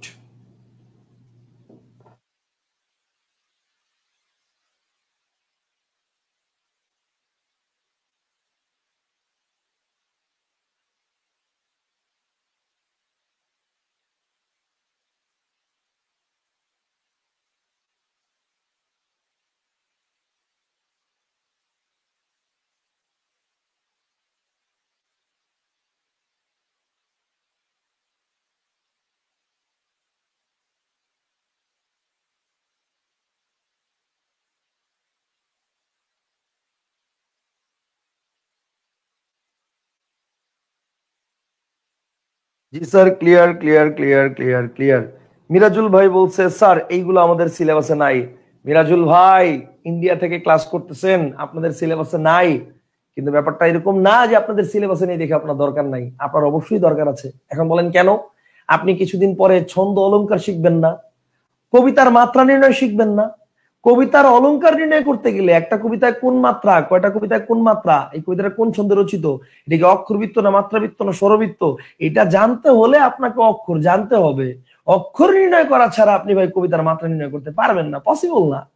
আপনাকে এটা শিখতে হবে। আমি কি বুঝতে পারছি? এই যে আমি একটু পরেই দেখাচ্ছি, আসেন। আশা করি এই পর্যন্ত ক্লিয়ার।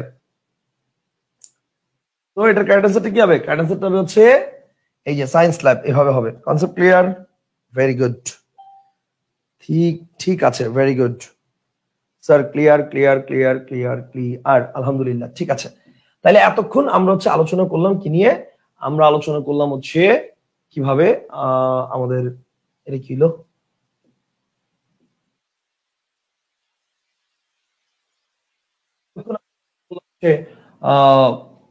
অক্ষর কিভাবে নির্ণয় করতে হয় সেটা নিয়ে, ঠিক আছে? এতক্ষণ আমরা আলোচনা করলাম অক্ষর কিভাবে নির্ণয় করতে হয় সেটা নিয়ে। এবার আসেন তাহলে ধ্বনি, ধ্বনি জিনিসটা কি? এবার আসেন আমরা একটু আলোচনা করব ধ্বনি জিনিসটা কি, ঠিক আছে? ধ্বনি কি, ধ্বনি আর বর্ণ জিনিসটা কি? অনেকটা অভ্র কিবোর্ডের টাইপিং এর মতো, ইয়েস, অভ্র কিবোর্ডের টাইপিং এর মতো। আচ্ছা এবার আসেন ধ্বনি আর বর্ণ জিনিসটা কি? দেখেন অলরেডি আমরা এটা বুঝে গিয়েছি শব্দ কি, বাক্য কি, ভাষা কি এটা বুঝে গেছি, ধ্বনি আর বর্ণ কি এটার ব্যাপারটা একটু ক্লিয়ার করি। এই ব্যাপারটা খুবই সিরিয়াস, খুবই খুবই খুবই খুবই খুবই সিরিয়াস একটা বিষয়, খুবই সিরিয়াস একটা ইস্যু। ধ্বনি আর বর্ণের ডিফারেন্স যদি আপনি না বোঝেন, ধ্বনি আর বর্ণের ডিফারেন্স যদি আপনি না বোঝেন, তাহলে কখনোই আপনি বাংলা ব্যাকরণের মানে এই ধ্বনি তত্ত্ব ইনফরমেশন গুলো প্রপারলি হ্যান্ডেল করতে পারবেন না। কনসেপ্টটা কি ক্লিয়ার?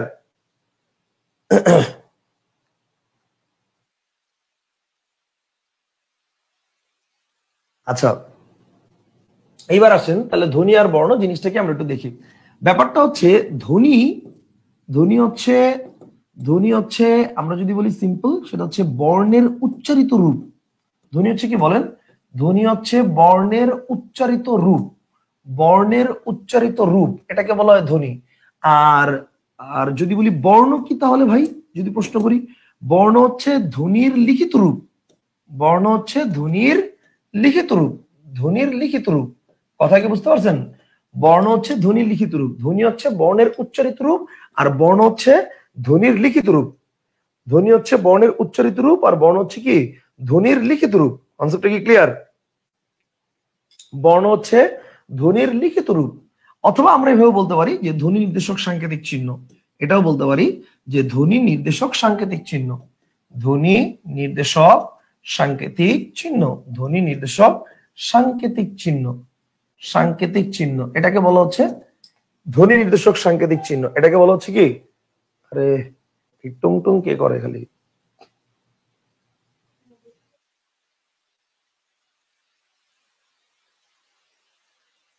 ওকে ফাইন, তাহলে এবার দেখেন ধ্বনি নির্দেশক সাংকেতিক চিহ্ন, এটাকে বলা হচ্ছে কি, এটাকে বলা হচ্ছে বর্ণ। তার মানে ব্যাপারটা হচ্ছে দেখেন, এটা হচ্ছে মুদ্রার এপিটোপিট। ধ্বনি আর বর্ণটা হচ্ছে মুদ্রার এপিটোপিট, মানে ব্যাপারটা হচ্ছে এইটা ধ্বনি, এটা বর্ণ, এটা ধ্বনি, এটা বর্ণ, মানে একই পাশ, মুদ্রার এপিটোপিট। কথা কি বুঝতে পারছেন? যেটা ধ্বনি সেটার লিখিত রূপটা কি আমরা বলছি বর্ণ, আবার বর্ণের উচ্চারিত রূপটা কি আমরা বলছি কি ধ্বনি। তাহলে এবার বলেন তো, আপনাকে যদি প্রশ্ন করি, আচ্ছা আপনাকে যদি প্রশ্ন করি যে ক কি, বলেন তো, বলেন তো ক কি, ক কি ধ্বনি নাকি বর্ণ? বলেন ক কি, যদি প্রশ্ন করি বলেন তো ক কি, এটা কি ধ্বনি নাকি বর্ণ? কমেন্ট করেন দেখি, ক কি, এটা কি ধ্বনি নাকি বর্ণ? আই ওয়ান্ট টু নো, ক কি বলেন, ক এটা কি ধ্বনি নাকি বর্ণ বলেন? ক এটা কি, ক কি ধ্বনি নাকি বর্ণ? ক এটা কি, এটা কি ধ্বনি নাকি বর্ণ? আচ্ছা, সবাই বলতেছেন স্যার বর্ণ বর্ণ বর্ণ বর্ণ বর্ণ। ওকে, শুনেন, ক কখনোই বর্ণ না, ক হচ্ছে ধ্বনি। ক কখনোই বর্ণ না, ক হচ্ছে কি, ক হচ্ছে ধ্বনি। কনসেপ্টটা কি ক্লিয়ার? ক কখনোই বর্ণ না, ক হচ্ছে ধ্বনি। এটা কি, এটা কি, এটা হচ্ছে বর্ণ, এটা বর্ণ, কিন্তু ক কি ধ্বনি। মানে ব্যাপারটা হচ্ছে আমি যখন মুখে সাউন্ড করে বলতেছি ক কি, তখন ধ্বনি, যখন এটা লিখতেছি যে এটা কি, এটা বর্ণ, কারণ এটা তো লিখা আছে, সেটা বর্ণ। আর যদি ক কি এটা মুখে বলতেছি তখন ধ্বনি। কনসেপ্টটা কি ক্লিয়ার? আচ্ছা, ধরেন এটাই আপনার পরীক্ষার হলে প্রশ্ন আসলো ক কি, ধরেন এটাই পরীক্ষার হলে প্রশ্ন আসলো, অপশনে ধ্বনিও আছে বর্ণ আছে, অপশনে ধ্বনিও আছে বর্ণ আছে, বলেন ক কি, অপশনে ধ্বনিও আছে বর্ণ আছে, বলেন তো এটা কি হবে? বলেন ক কি, অপশনে ধ্বনিও আছে বর্ণ আছে, এখন কি দিবেন? পরীক্ষার হলে প্রশ্ন আসছে, অপশনে ধ্বনিও আছে বর্ণ আছে, এখন কি দিবেন বলেন? ক কি, এটা কি লিখবেন বলেন?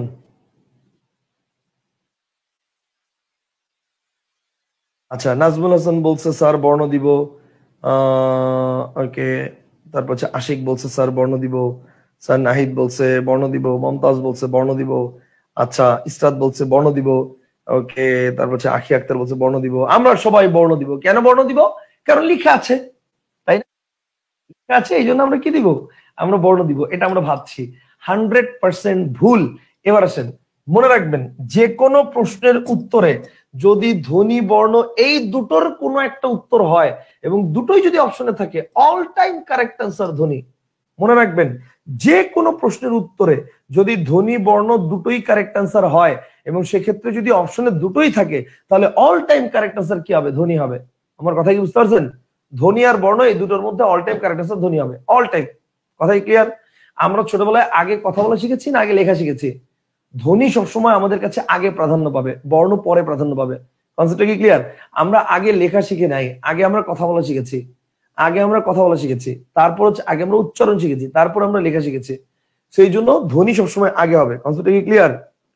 All time. তাহলে বলেন তো সন্ধিতে কিসের মিলন হয়? ধ্বনির মিলন, ধ্বনি না থাকলে বর্ণের মিলন, ধ্বনি বর্ণ দুইটি থাকলে ধ্বনির মিলন। যেমন ভাষার মূল উপাদান কি? ধ্বনি। ধ্বনি না থাকলে বর্ণ, ধ্বনি বর্ণ দুইটি থাকলে ধ্বনি। কনসেপ্ট কি ক্লিয়ার? যে কোনো প্রশ্নের উত্তরে ধ্বনি বর্ণ দুইটি যদি উত্তর হয় তাহলে সেক্ষেত্রে অল টাইম কারেক্ট আনসার ধ্বনি। বুঝতে পারছি? তাহলে ধ্বনি আর বর্ণ জিনিসটা কি, এই জিনিসটার বেসিকটা আশা করি আমরা ক্লিয়ার হয়েছি। এবার আসেন বাংলা বর্ণমালা। বলেন তো বাংলা বর্ণমালা কয়টা? দেখি আমাকে বলেন তো, বলেন বাংলা বর্ণমালা কয়টা? বলেন বাংলা বর্ণমালা কয়টা? বাংলা বর্ণমালা কয়টা ভাই? বাংলা বর্ণমালা কয়টা? বাংলা বর্ণমালা কয়টা? ওকে, বাংলা বর্ণমালা, আচ্ছা ওকে, এটা তো দেখলাম মাশাআল্লাহ আপনারা অনেকেই কারেক্ট উত্তর দিচ্ছেন, কিন্তু বুঝা বলতেছেন না না বুঝা বলতেছেন না আল্লাহ মাবুদ জানে। ওকে, বাংলা বর্ণমালা হচ্ছে একটি। বাংলা বর্ণমালা হচ্ছে কয়টা? একটা। আচ্ছা, যদি প্রশ্ন করা হয় যে বাংলা বর্ণ কয়টা, তাহলে কয়টা হবে ভাই? খেয়াল করেন, যদি প্রশ্ন করা হয় বাংলা বর্ণ কয়টা, কারেক্ট আনসার 50টি। বাংলা বর্ণ কয়টা দিয়ে প্রশ্ন করলে কারেক্ট আনসার 50টি। কিন্তু যদি বলে বাংলা বর্ণমালা কয়টি, কারেক্ট আনসার তখন হবে একটা। কথা বুঝতে পারছেন? এখন প্রশ্ন হচ্ছে ভাই তাহলে বর্ণ বললে এক মানে 50টা আর বর্ণমালা বললে একটা কেন? ব্যাখ্যাটা কি? ব্যাখ্যাটা হচ্ছে ধরেন ধরেন আপনার কাছে 50টা বকুল ফুল আছে, ধরেন ধরেন আপনার কাছে 50টা বকুল ফুল আছে, ধরেন এখানে 50টা বকুল ফুল আছে, ধরেন ওকে। আচ্ছা, এখানে 50টা বকুল ফুল আছে। তো এই বকুল ফুলগুলোকে আপনি সুন্দর করে সাজিয়ে একটা সুই সুতো দিয়ে গেঁথে আপনি একটা মালা তৈরি করছেন। আপনি একটা মালা তৈরি করছেন, বকুল ফুলগুলোকে সুন্দর করে সাজিয়ে আপনি একটা মালা তৈরি করছেন। তাহলে এবার বলেন বকুল ফুলের মালা কয়টা? বলেন মালা কয়টা? একটা। কিন্তু এই বকুল ফুলের মালায় ফুল কয়টা?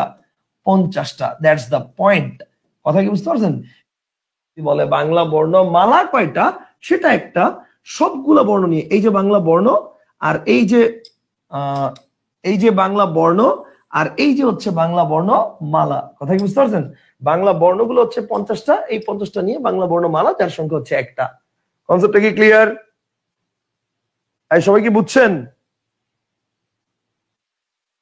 আশা করি জিনিসটা ক্লিয়ার। তাহলে বাংলা বর্ণ আর বাংলা বর্ণমালা, এটার পয়েন্টটা আশা করি ক্লিয়ার। আচ্ছা, ভালো কথা, আমি আপনাদেরকে অক্ষর শিখাইছি, কিন্তু অক্ষর নিয়ে একটু ডিটেলস আলোচনা করি নাই।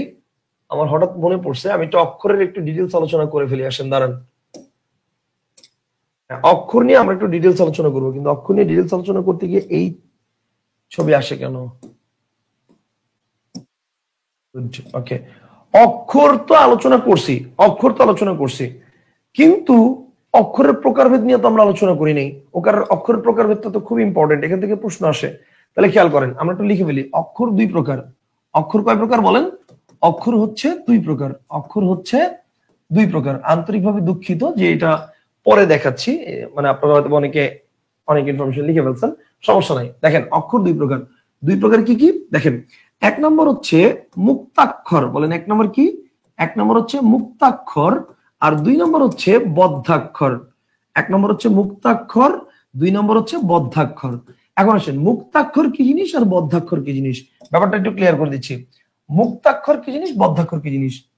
আমি যদি ব্যাকরণের টেকনিক অনুযায়ী যাই, মুক্তাক্ষর আর বদ্ধাক্ষর, তাহলে ব্যাপারটা হচ্ছে যেই অক্ষরটা আমি অনেকক্ষণ টেনে নিয়ে যেতে পারবো সেটা হচ্ছে মুক্তাক্ষর, আর যেটা একটা সার্টেন পয়েন্ট আমাকে থেমে যেতে হবে সেটা হচ্ছে বদ্ধাক্ষর। আবার বলছি, যে অক্ষরটা আমি অনেকক্ষণ টেনে নিয়ে যেতে পারবো সেটা হচ্ছে মুক্তাক্ষর, আর যেটা একটা সার্টেন পয়েন্ট আমাকে থেমে যেতে হবে সেটা হচ্ছে কি? বদ্ধাক্ষর। এখন আমি কি করব? আমি এই সিস্টেম শিখবো না। কেন শিখবো না? কারণ দেখেন, কোথায় যে টানতে হবে আর কোথায় থামতে হবে, এইটা মোস্ট অফ দ্য স্টুডেন্টের প্রবলেম আছে, বুঝবে না। যেমন আমি আপনাকে একটা উদাহরণ দিয়ে বুঝাই। ধরেন আমি একটা উদাহরণ দিলাম এরকম যে সাগর। ধরেন আমি আপনাকে বললাম সাগর শব্দে কয় অক্ষর? সাগর, সাগর শব্দে কয় অক্ষর? এখন আমি কি করবো? সাগর শব্দে কয় অক্ষর এটা বুঝতে হলে আমার কি করতে হবে? আমি এটাকে বাংলিশে লিখে ফেলবো, SAGOR, সাগর। তাহলে বলেন ভাওয়েল কয়টা? দুইটা। তাহলে অক্ষর কয়টা? দুইটা। এটা তো শিওর নাকি? সাগর শব্দে ভাওয়েল দুইটা, তার মানে অক্ষর কয়টা? অক্ষর দুইটা। এটা তো 100% শিওর। আচ্ছা, এখন প্রশ্ন হচ্ছে ভাই, দুইটা অক্ষরের দুইটাই কি মুক্তাক্ষর, নাকি দুইটাই বদ্ধাক্ষর, নাকি প্রথমটা মুক্তাক্ষর পরেরটা বদ্ধাক্ষর, নাকি প্রথমটা বদ্ধাক্ষর পরেরটা মুক্তাক্ষর? মানে এইটা আমি কেমনে বুঝবো? আমার কথা কি বুঝতে পারছেন? এইটা আমি কেমনে বুঝবো? তো এই কারণে আমরা এখন কি করব? আমরা এটাকে দুইটা ভাগ করে ফেলবো। তাহলে খেয়াল করেন, দেখেন সা, সা আপনি টানতে পারতেছেন, তো এটা কি? এটা হচ্ছে মুক্তাক্ষর। আর দেখেন, আপনি কি বলতে পারবেন? গর, পারবেন না, আপনাকে থেমে যেতে হবে। গড়, তাহলে গড়টা হচ্ছে কি বলেন? বদ্ধাক্ষর। সাটা হচ্ছে মুক্তাক্ষর, গড়টা হচ্ছে কি বলেন? বদ্ধাক্ষর। কনসেপ্টটা কি ক্লিয়ার? সা মুক্তাক্ষর, গড় বদ্ধাক্ষর। গড় আপনি টানতে পারবেন না। দেখেন, সা এটা হচ্ছে মুক্তাক্ষর, আর গড় হচ্ছে কি? বদ্ধাক্ষর। গড় হচ্ছে কি? বদ্ধাক্ষর। এখন আমাকে যদি আমার টিচার এভাবে পড়াইতো যে যেটা মুক্ত ভাবে টেনে নেওয়া যাবে সেটা মুক্তাক্ষর, যেটা থেমে যেতে হবে সেটা বদ্ধাক্ষর, আমি স্যারকে একটা কোশ্চেন করতাম, সেটা কি? স্যার, কোথায় টানতে হবে আর কোথায় থামতে হবে আমি কেমনে বুঝবো? স্বাভাবিক, আপনি যখন আপনি চিন্তা করেন এই যে দেখেন, সা আপনি টানতেছেন, আমি টানবো না, আমার মন চাইছে আমি টানবো না, সা আমি টানবো না, আমি থামিয়ে যাবো, সা। গড় আপনি আপনি আপনি টানেন নাই, আমার মন চাইছে আমি টানবো, যেমন টানে না চানাচুর বলে না, তা আমিও টানবো সাগর। সমস্যা কোথায়? মানে কথা হচ্ছে আপনার মনের মধ্যে এটা আসতেই পারে। এখন একটা স্টুডেন্ট কেমনে বুঝবে যে কোন জায়গায় কি আছে, কোন জায়গায় মানে টানতে হবে, কোথায় থামতে হবে? দ্যাট ইজ ওয়াই আমরা এই সিস্টেম পড়বো না। তাহলে আমরা এখন কি সিস্টেম পড়বো আসেন সেটা একটু দেখাই। আমরা কি করব? আমরা দেখবো এখানে একটা ইউনিক সিস্টেম আছে। ইউনিক সিস্টেম কি দেখেন, দুইটা ভাগ করবেন আগে। একটা ভাগ কি? একটা ভাগ হচ্ছে সা, আর একটা ভাগ হচ্ছে গড়। এবার দেখেন, লাস্টে যদি ভাওয়েল থাকে মুক্তাক্ষর, লাস্টে যদি কনসোনেন্ট থাকে বদ্ধাক্ষর, শেষ। সিম্পল। দেখেন এ আছে, সো ভাওয়েল মানে মুক্তাক্ষর, আর লাস্টে আর আছে মানে কনসোনেন্ট মানে বদ্ধাক্ষর, শেষ। Concept clear? আচ্ছা, আমার স্যার যদি আমাকে এভাবে পড়াইতো, লাস্টে যদি ভাওয়েল থাকে মুক্তাক্ষর, লাস্টে কনসোনেন্ট থাকলে বদ্ধাক্ষর, আমি তাকে আরেকটা কোশ্চেন করতাম। কি কোশ্চেন? স্যার ভালো করে, ভাওয়েল থাকলে মুক্তাক্ষর বুঝলাম, কনসোনেন্ট থাকলে বদ্ধাক্ষর তাও বুঝলাম, কিন্তু কথা হচ্ছে লাস্টে ভাওয়েল আসবে কিনা এটা তো ডিপেন্ড করে আপনার উপর, আপনি কোথায় থামছেন তার উপর। আপনি এস এতে থামছেন দেখে লাস্টে ভাওয়েল আসছে। আমি যদি এতে না থামি, আমি যদি জিতে থামি, তাহলে তো এটাও কনসোনেন্ট আসবে, আবার ও আর এটাও কনসোনেন্ট আসবে। আমার কথা কি বুঝতে পারছেন? মানে এটা আপনার মনের মধ্যে প্রশ্ন আসতেই পারে। তাহলে এখন প্রশ্ন হচ্ছে, তাহলে ভাই এইটার উত্তর কিভাবে সলভ করব? এবার আসেন, মানে আমি যখন টেকনিক বানাই আমার মধ্যে দুইটা সত্তা কাজ করে। এক আমার টিচার সত্তা, দুই আমার স্টুডেন্ট সত্তা। আমার টিচার সত্তা টেকনিক বানায়, স্টুডেন্ট সত্তা আমার টিচার সত্তাকে কোশ্চেন করে আটকাতে চায়। যখন দেখি যে না স্টুডেন্ট আর কোনোভাবে আটকানো যাচ্ছে না, তখন বুঝি যে না ঠিক আছে, দিস ইজ পারফেক্ট। আর যখন বুঝি যে না স্টুডেন্ট কোশ্চেন করে আটকাই দিছে, তার মানে কি এই টেকনিক পারফেক্ট না, এটা চলবে না। সিম্পল হিসাব। কথা বুঝতে পারছেন? এবার দেখেন, তাহলে শাহ, এখন আপনি যদি আমাকে কোশ্চেন করেন স্যার আমি এতে থামবো না, আমি জিতে থামবো, তাহলে তো দুইটাই কনসার্ন হয়ে যাবে। এখন প্রশ্ন হচ্ছে আপনি জিতে থামতে পারবেন কিনা। It actually depends on your accent, your pronunciation, আপনার উচ্চারণের উপর ডিপেন্ড করে। এখন আপনাকে যদি আমি বলি, খেয়াল করেন, কলম, ধরেন আপনাকে আমি বললাম কলম, এখন আপনি বলেন কলম শব্দে থামতে হবে কি কলম না কলম? আপনি কি কলমের উচ্চারণ এলে গিয়ে থামবেন? আপনি কি বলবেন কলম? কলম কি বলবেন? গোলাপের উচ্চারণ, ধরেন আপনাকে বললাম গোলাপ শব্দে কয় অক্ষর, এখন গোলাপ শব্দে কয় অক্ষর সেটা পরের কথা, GOLAP গোলাপ। এখন আপনি কি বলবেন? গোল আপ। বলেন আপনি কি বলবেন? গোল আপ না গোলাপ? বলেন কি বলবেন? গোল আপ না গোলাপ? 100% আপনি বলবেন গোলাপ, এখানে বলবেন কলম। তাহলে এইটা কোন দুঃখে আপনি জিতে দেয়া থামবেন? সাগ অর। আপনি কি উচ্চারণ করেন সাগ অরের নীল তীরে? সাগ অরের বানানটা কিভাবে বলেন আপনি? বলেন না, আপনি বলেন সাগর, নট সাগ অর। কথা কি বুঝতে পারছেন? সো এই কারণে আপনাকে এতেই থামতে হবে। আর এতে থামলে লাস্টে ভাওয়েল মুক্তাক্ষর, আর GOR আর এ থামবেন লাস্টে কনসোনেন্ট বদ্ধাক্ষর। এবার বলেন বুঝছেন নাকি বুঝে নাই? বলেন বুঝছেন নাকি বুঝেন নাই?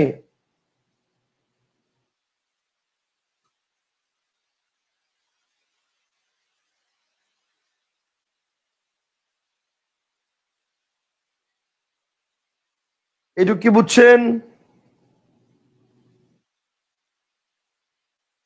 জি স্যার।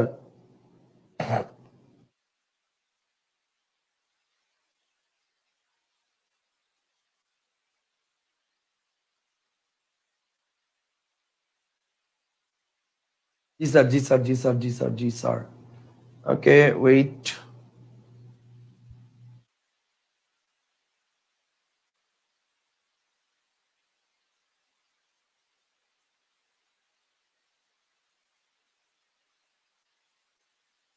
প্রচন্ড পায়ে ব্যথা করতেছে, প্রচন্ড পায়ে ব্যথা, কেন জানেন? আজকে সকাল থেকে যে ক্লাস শুরু করছি, সকাল থেকে স্টিল নাও এখনো ক্লাস নিচ্ছি। সকালে ক্লাস নিচ্ছি কয়টায়? সকালে ক্লাস নিচ্ছি হচ্ছে 9টা থেকে শুরু করছি। 9টা থেকে ক্লাসটা শুরু করছি, 12টা পর্যন্ত ক্লাস নিয়েছি। 12টা 12:30 পর্যন্ত 3.5 ঘন্টা। তারপরে দুপুরে খাইছি, দুপুরে খায়া গেছি ক্যারিয়ার ম্যাপের মৌচাকে। তো ক্যারিয়ার ম্যাপের মৌচাকে গিয়ে ওখানে একটা ক্লাস নিয়েছি 4:30 থেকে না সরি 3:30 থেকে 5:30 পর্যন্ত, 3:30 থেকে 5:30 পর্যন্ত ক্লাস নিয়েছি। ক্লাস নিয়ে তারপরে শুনি যে কালকে অবরোধ, হরতাল। সো পরে চিন্তা করলাম যে রাত 10টা 11টা পর্যন্ত আমার ক্লাস আছে, বাদ ওইখানে ক্লাস নেওয়া যাবে না, ওখানে থাকলে আমার এখানে এসে শেষ করতে পারবো না। পরে হচ্ছে সাথে সাথে ওখান থেকে বেরোয় বাইক নিছি, বাইক নিয়ে বাসায় এসেই 6:30 থেকে ক্যারিয়ার ম্যাপের আরেকটা ক্লাস, 6:30 থেকে 8:30 পর্যন্ত টানা ক্লাস নিছি। 8:30 থেকে ক্যারিয়ার ম্যাপের আরেকটা ক্লাস 10টা পর্যন্ত নিছি টানা। 10টা থেকে আপনাদের ব্যাচ শুরু করছি, মানে স্টিল নাও এখনো ক্লাস নিচ্ছি। এন্ড আজকে আসলেই মানে বডির উপর দিয়ে অনেক পেইন গেছে, পা খুব ব্যথা করতেছে, বুঝতে পারছেন? উফ। আচ্ছা, ভাবছিলাম একবার ক্লাস নিব না, পরে চিন্তা করলাম না, আজকে ফার্স্ট ক্লাস, প্রথম দিনই যদি ক্লাস ক্যান্সেল হয় তাহলে পরে আপনাদের অনেকের মানে মন ভেঙে গেছে, বুঝতে পারছেন? তাবাসসুম বলছে স্যার ঘুমাবো কখন আমরা? তাবাসসুম আপু, এটা একান্তই আপনার ব্যক্তিগত ব্যাপার। আপনার যদি মন চায় আপনি এখনই ঘুমান, কথা বুঝেন নাই? আপনার যদি মন চায় আপনি এখনই ঘুমান, কথা বুঝতে পারছেন? ঠিক আছে, কোনো সমস্যা নাই। আমি তো ঘুমাবো সকালবেলা 6টায়, কথা বুঝতে পারছেন? আমার আমার তো ঘুমাবো মনে করেন যে আপনাদের ক্লাস নিয়ে এখন আবার তারপরে নোট রেডি করব, ঠিক আছে, বইয়ের আপডেটের কাজে বসবো। আমার তো ঘুমাইতে ঘুমাইতে রাত মানে সকাল 6টা বাজবে। আমার হিসাব করে লাভ নাই, আপনি কয়টায় ঘুমাবেন একান্তই আপনার ব্যক্তিগত ব্যাপার। Okay fine.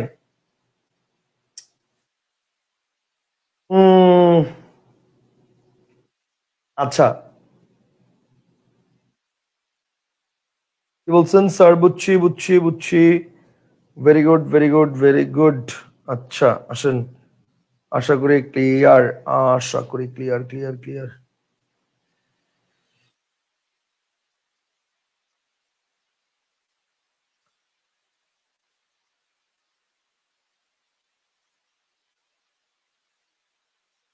আচ্ছা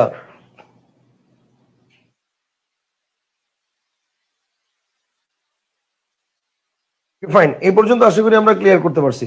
আচ্ছা এই পর্যন্ত আসেন, তাহলে অক্ষর জিনিসটা কি এটা আমরা বুঝছি, এবং অক্ষর কিভাবে নির্ণয় করতে হয় এটা আমরা বুঝছি, এবং অক্ষর যে দুইটা প্রকার আছে, একটা মুক্তাক্ষর একটা বদ্ধাক্ষর, এটাও আমরা বুঝছি। এখন মুক্তাক্ষরটা আর বদ্ধাক্ষরটা, স্যার আমাদের ক্লাস যদি 10:30-এর মধ্যে শেষ হয়, এভাবে সময়টা দেন তাহলে আরো ভালো হয়, লাইভ ক্লাস করা যাবে। অবশ্যই আমরা ক্লাস শুরু করব 9টা থেকে। আজকের ক্লাসটা আমরা একটু শিডিউলটা চেঞ্জ হয়ে গেছে, আজকের ক্লাসটা আমরা একটু এদিক ওদিক হয়ে গেছে, বাট নেক্সট ক্লাস থেকে আমাদের ক্লাস মানে 9টা থেকে শুরু হবে। 9টা থেকে শুরু হলে আমাদের ক্লাস ইনশাল্লাহ 10:30 থেকে 11:30-র মধ্যেই শেষ হয়ে যাবে ইনশাল্লাহ, ঠিক আছে? আচ্ছা, বাংলা সাবটাইটেলটা না থাকলে খুব ভালো হতো, মনোযোগে ব্যাঘাত হয়। ভাই বিশ্বাস করেন আমি জানি কি টিপ দিতে গিয়ে এটা চলে আসছে। গত 2 দিন ধরে আমি নিজেই খুব বিরক্ত এটা নিয়ে, এই যে আমার নিজেরও বাংলা সাবটাইটেল চলে আসতেছে, খুব বিরক্ত আমি এটা নিয়ে। কিভাবে এটা ডিলিট করা যায় একটু দেখেন তো, কেউ আমাকে মানে সাজেস্ট করেন তো পরে।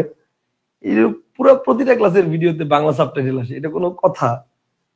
আর সাবটাইটেল কি, উল্টাপাল্টা শব্দ আসে, বুঝতে পারছেন? দেখা যায় আমি বলছি একটা, লেখা আসছে আরেকটা। ওকে, আচ্ছা, বদ্ধাক্ষরের আরেক নাম কি যুক্তাক্ষর? না না না না না, যুক্তাক্ষর আলাদা জিনিস, বদ্ধাক্ষর আলাদা জিনিস, কথা বুঝতে পারছেন? বদ্ধাক্ষর আলাদা জিনিস, যুক্তাক্ষর আলাদা জিনিস, কথা বুঝতে পারছেন?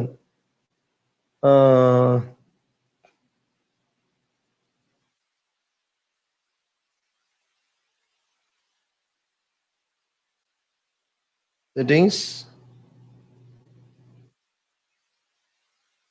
সেটিংস থেকে হটকিস,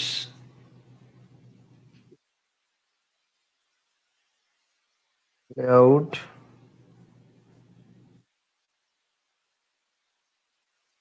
জেনারেল,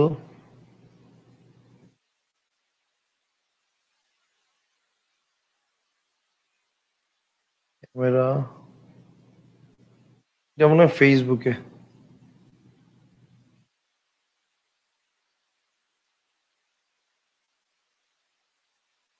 আচ্ছা হোয়াট এভার, আমরা পড়ায় আসি। আচ্ছা আসেন। আহ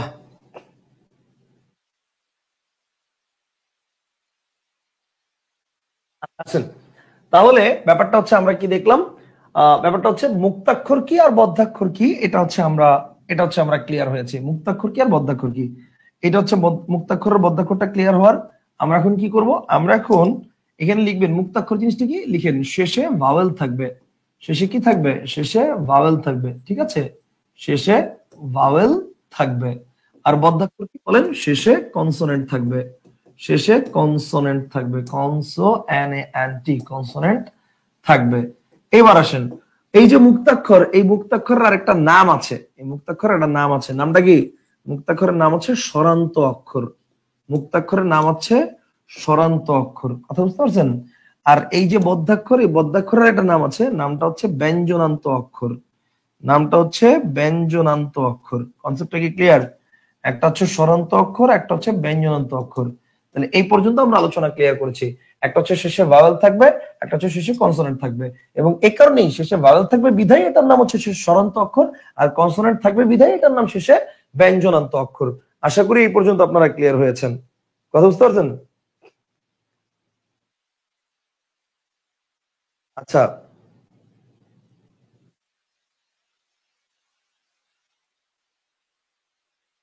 এই পর্যন্ত ক্লিয়ার হয়েছেন?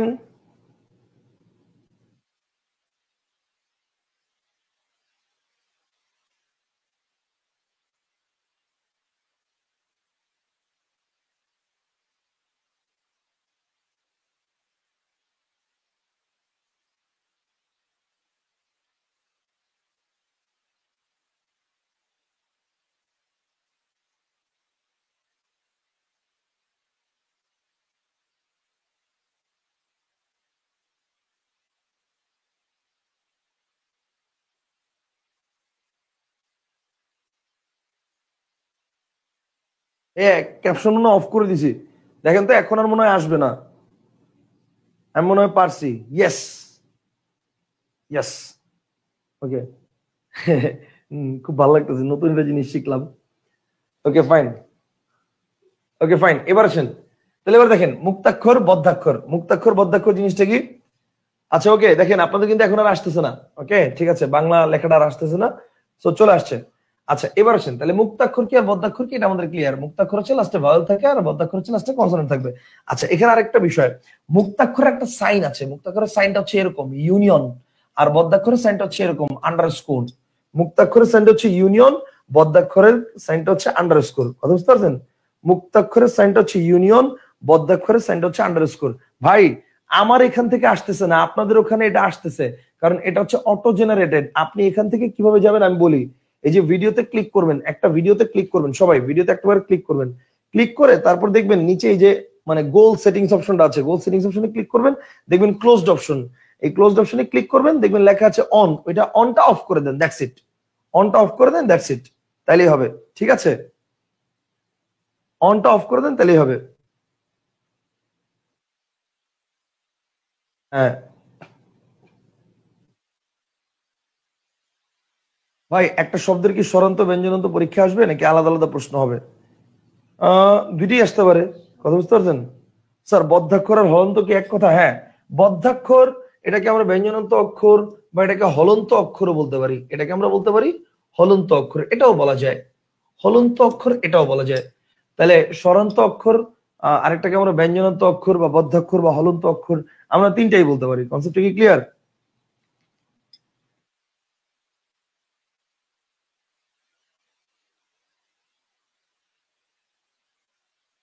আচ্ছা ওকে ফাইন, তাহলে এই পর্যন্ত আসেন, এই পর্যন্ত আমরা ক্লিয়ার হয়ে গেছি। আচ্ছা এই পর্যন্ত আসেন, আমরা এবার পরের পয়েন্টে চলে যাই। আচ্ছা আমরা এবার পরের পয়েন্টে চলে যাই। তাহলে অক্ষর নিয়ে আমরা আলোচনা শেষ করেছি, অক্ষরের আলোচনার পরে হচ্ছে ধ্বনি বর্ণ বর্ণমালা নিয়ে আলোচনা করেছি। আচ্ছা এরপর হচ্ছে স্বরধ্বনি ও স্বরবর্ণ নিয়ে আলোচনা। স্বরধ্বনি ও স্বরবর্ণ নিয়ে আলোচনা, এই আলোচনাটা আমাদের আজকে থাক, কারণ এটা নিয়ে আলোচনা করতে গেলে অনেক ডিটেলস আলোচনা আছে। তো এটা নিয়ে আমরা ইনশাল্লাহ নেক্সট ক্লাস আলোচনা করবো, ঠিক আছে। মানে ইনশাল্লাহ নেক্সট ক্লাসটা কবে, আগামীকালকে আমাদের নেক্সট ক্লাস। তো আগামীকালকের ক্লাসে আমরা এটা আলোচনা করবো। প্রথম কয়েকদিন আমরা একটু টানা ক্লাস করব, টানা ক্লাস করে আমরা একটু এগিয়ে যাব, তারপর হচ্ছে আমরা সপ্তাহের রুটিন গুলো একটু আস্তে আস্তে দিয়ে দিব, কিন্তু আপাতত আমাদের প্রথম কয়েকদিন একটু টানা ক্লাস হবে, ঠিক আছে? আর এবার আসেন, প্রথমে কয়েকজন কমেন্ট করছিলেন যে ভাইয়া আমাদের কি প্রতিনিয়ত ডেইলি পরীক্ষা হবে কিনা, ডেইলি ক্লাসের পরে ডেইলি পরীক্ষা হবে কিনা। উত্তর হচ্ছে না, ডেইলি ক্লাসের পরে ডেইলি পরীক্ষা হবে না। অন্তত 2-3টা টপিক শেষ করার পরে তারপরে আমি পরীক্ষা নিব, ঠিক আছে? এর আগ পর্যন্ত পরীক্ষা নিব না। কথা বুঝতে পারছেন? অবশ্য আপনাদের মানে যখন ভর্তি হয়েছিলেন, ভর্তির ওখানে আমার লেখা, মানে আমি লিখে রাখছিলাম যে সবার শেষে পরীক্ষা নিব, ওটা মডেল টেস্ট আলাদা নিব। বাট আপনাদের একদম 2-3টা ক্লাস পরে তারপরে পরীক্ষা নিব, এর আগে নিব না। বুঝতে পারছেন? আচ্ছা ভাইয়া, বর্ণ নিয়ে কি আলোচনা শেষ? হ্যাঁ, ধ্বনি বর্ণ এই দুটো নিয়ে আলোচনা মাত্র করলাম, এখনো শেষ হয় নাই, বহুত আলোচনা বাকি। স্বরধ্বনি, স্বরবর্ণ এর মধ্যেই অনেক আলোচনা আছে, ব্যঞ্জন ধ্বনি, ব্যঞ্জন বর্ণ এর মধ্যে অনেক আলোচনা আছে। কথা বুঝতে পারছেন? আচ্ছা এবার আসেন, এবার আমি একটু বলি, এবার হচ্ছে আপনারা কি পড়বেন, কেন পড়বেন, কোত্থেকে পড়বেন, কিভাবে পড়বেন। বই নিয়ে, বই যদি আপনার কাছে, আমার বই যদি থাকে, আমার বই হচ্ছে দুটো বই আপনাদের জন্য, একটা হচ্ছে টেক্কা, একটা হচ্ছে টেক্কা, অ্যানাদার ওয়ান ইজ অন্বেষণ। এই দুটো বই, এই দুটো বই যদি আপনাদের কাছে থাকে তাহলে বেটার। আর যদি না থাকে, ব্যাপারটা এমন না যে আপনি ক্লাস করতে পারবেন না, আপনি ক্লাস বুঝবেন, করতে পারবেন, সবই ঠিক আছে, বাট থাকলে আপনার জন্য করাটা বেটার। কেন বেটার? কারণ আপনি এখানে সরাসরি অনেক পয়েন্ট, মানে যে জিনিসটা আমি ক্লাসে পড়াচ্ছি হুবহু আমার পড়ার পরে আপনি বই থেকে সেই জিনিসটাই সেভাবে নোটটা আপনি পেয়ে যাচ্ছেন। আদারওয়াইজ আপনি কিন্তু নোটটা ওইভাবে পাচ্ছেন না। কথা বুঝতে পারছেন? সেটা অনেক পজিটিভ একটা ফিডব্যাক না, বা পজিটিভ একটা ভিউ না। আর তাছাড়া হচ্ছে মনে করেন আপনি ক্লাসের পরে মনে করেন যে হুবহু আমি ক্লাসে যা পড়াই একটা লাইনও মানে আলটিমেটলি এদিক ওদিক নাই, মানে সব আপনি বইয়ের মধ্যে পাচ্ছেন। সো ওই জায়গাটা থেকে আপনার জন্য বইটা অনেক বেশি ইফেক্টিভ হবে। আর তাছাড়া যদি আমি মানের দিক থেকে বলি, একদম ভাই চ্যালেঞ্জ করে বলতে পারবো, বাজারে এখন ব্যাকরণের জন্য অন্বেষণের উপরে কোনো বই নেই, সিম্পল হিসাব। বিরোচনের জন্য টেক্কার উপরে কোনো বই নেই। আমি সাধারণত বই খুব কম বের করি, বা বই নিয়ে প্রচার খুব কম করি, কিন্তু আমার বই নিয়ে আমি ভাই প্রচার করব না বইয়ের মান উন্নয়ন করব, আপনি বলেন। আমি কি বইয়ের প্রচার নিয়ে ব্যস্ত থাকবো না বইয়ের মান উন্নয়নে ব্যস্ত থাকবো? আমি বইয়ের মানে মান উন্নয়ন নিয়ে তো কাজ করার সময় পাই না, বইয়ের প্রচার করব কখন আমি? আমার কথা বুঝতে পারছেন? দ্যাট ইজ ওয়াই আমার বইয়ের ভিডিও, মানে আমার বইয়ের ওই প্রচারের ভিডিও কম। আমার বইয়ের হচ্ছে মনে করেন যারা বই পড়ছে তারা বই জানে বই কেমন, সিম্পল হিসাব। কথা বুঝতে পারছেন? যারা বই পড়ছে তারা বই জানে যে বই কেমন। কথা বুঝতে পারছেন? সো এই কারণে আমি আপনাদেরকে মানে যেটা বলতে পারি যে বাংলাদেশে যদি আপনি চিন্তা করেন যে ব্যাকরণের জন্য আপনি মানে কনসেপচুয়াল পড়া পড়বেন, ঠিক আছে, মানে আপনার প্রশ্ন কমনের যে বিষয়, সেই বিষয়টা তো অবশ্যই ইম্পর্টেন্ট একটা বিষয়, কিন্তু প্রশ্ন কমনের বিষয়ের বাইরেও আপনার পুরো ধারণাটা পরিষ্কার করার জন্য আপনি পড়বেন, তাহলে ডেফিনেটলি ভাই আপনার জন্য অন্বেষণ হচ্ছে মনে করেন ফরজ। বুঝতে পারছেন? স্যার ক্লাসগুলো কি আবার পরে দেখতে পারবো? হ্যাঁ দেখতে পারবেন, কোনো সমস্যা নাই। মুগ্ধ চৌধুরী বলছে ভাই আমার কাছে ধ্রুব আছে। আচ্ছা ধ্রুব, হ্যাঁ ওটা দিয়েও করতে পারেন স্যার, বলেন নাই, সমস্যা নেই। আচ্ছা স্যার বইয়ের ব্যাপারে কিছু বলেন। ওকে ফাইন স্যার, আগামীকালকে কি ক্লাস 9টায় শুরু হবে? হ্যাঁ 9টায় শুরু হবে। স্যার দুইটাই কিনতে হবে নাকি যে কোনো একটা? একটা কিনলে কোনটা কিনবো? যদি যে কোনো একটা কিনেন তাহলে সেক্ষেত্রে অন্বেষণ কিনবেন, যে কোনো একটা কিনলে, যে কোনো একটা কিনলে অন্বেষণ কিনবেন। ব্যাপারটা হচ্ছে এখানে তো আর দুইটা বইয়ের একই টপিক না, দুইটা বইয়ের দুইটা আলাদা আলাদা টপিক। অন্বেষণ বইয়ের মধ্যে হচ্ছে ব্যাকরণ পুরোটা দেওয়া আছে, আর টেক্কা বইয়ের মধ্যে হচ্ছে দেওয়া আছে বিরোচন। টেক্কা বইয়ের মধ্যে দেওয়া আছে বিরোচন পার্ট, মানে বাগধারা, এক কথায় প্রকাশ, বিপরীত শব্দ। ওইটা নিয়ে আমরা আজকে আলোচনা করব না, বাগধারা, এক কথায় প্রকাশ, বিপরীত শব্দ, ওইটা নিয়ে আমরা নেক্সট ক্লাসে আলোচনা করব কোন একটা সময়, যে এইগুলা কিভাবে পড়বেন। এবং আমি আপনাকে চ্যালেঞ্জ করে ওদিন দেখাই দিব যে এইটা আমি যেভাবে লিখছি এটা কোনো জায়গায় এভাবে এত ডিটেলস পাবেন না, বা এত স্টুডেন্টদের সাথে ফ্রেন্ডলি ভাষায় আপনি পাবেন না, ঠিক আছে? পাবেন আরো অনেক জায়গায়, এত সহজ ভাবে নাই, ঠিক আছে? ওকে ফাইন স্যার, অন্বেষণ বইয়ের টপিক গুলো ধরে ধরে ক্লাস করলে ভালো হতো। হ্যাঁ, অন্বেষণ বইয়ের টপিক গুলো ধরে ধরে ক্লাস করলে ভালো হতো, আমরা সেভাবেই যাওয়ার নিয়ত করেছি, আমরা সেভাবেই টপিক ভিত্তিকে আলোচনা করব, ধ্বনিতত্ত্ব নিয়ে আলোচনা শুরু করেছি, সেভাবেই আমরা আলোচনা করব। কথা বুঝতে পারছেন? ঠিক আছে, আমরা সেভাবে আলোচনা করব।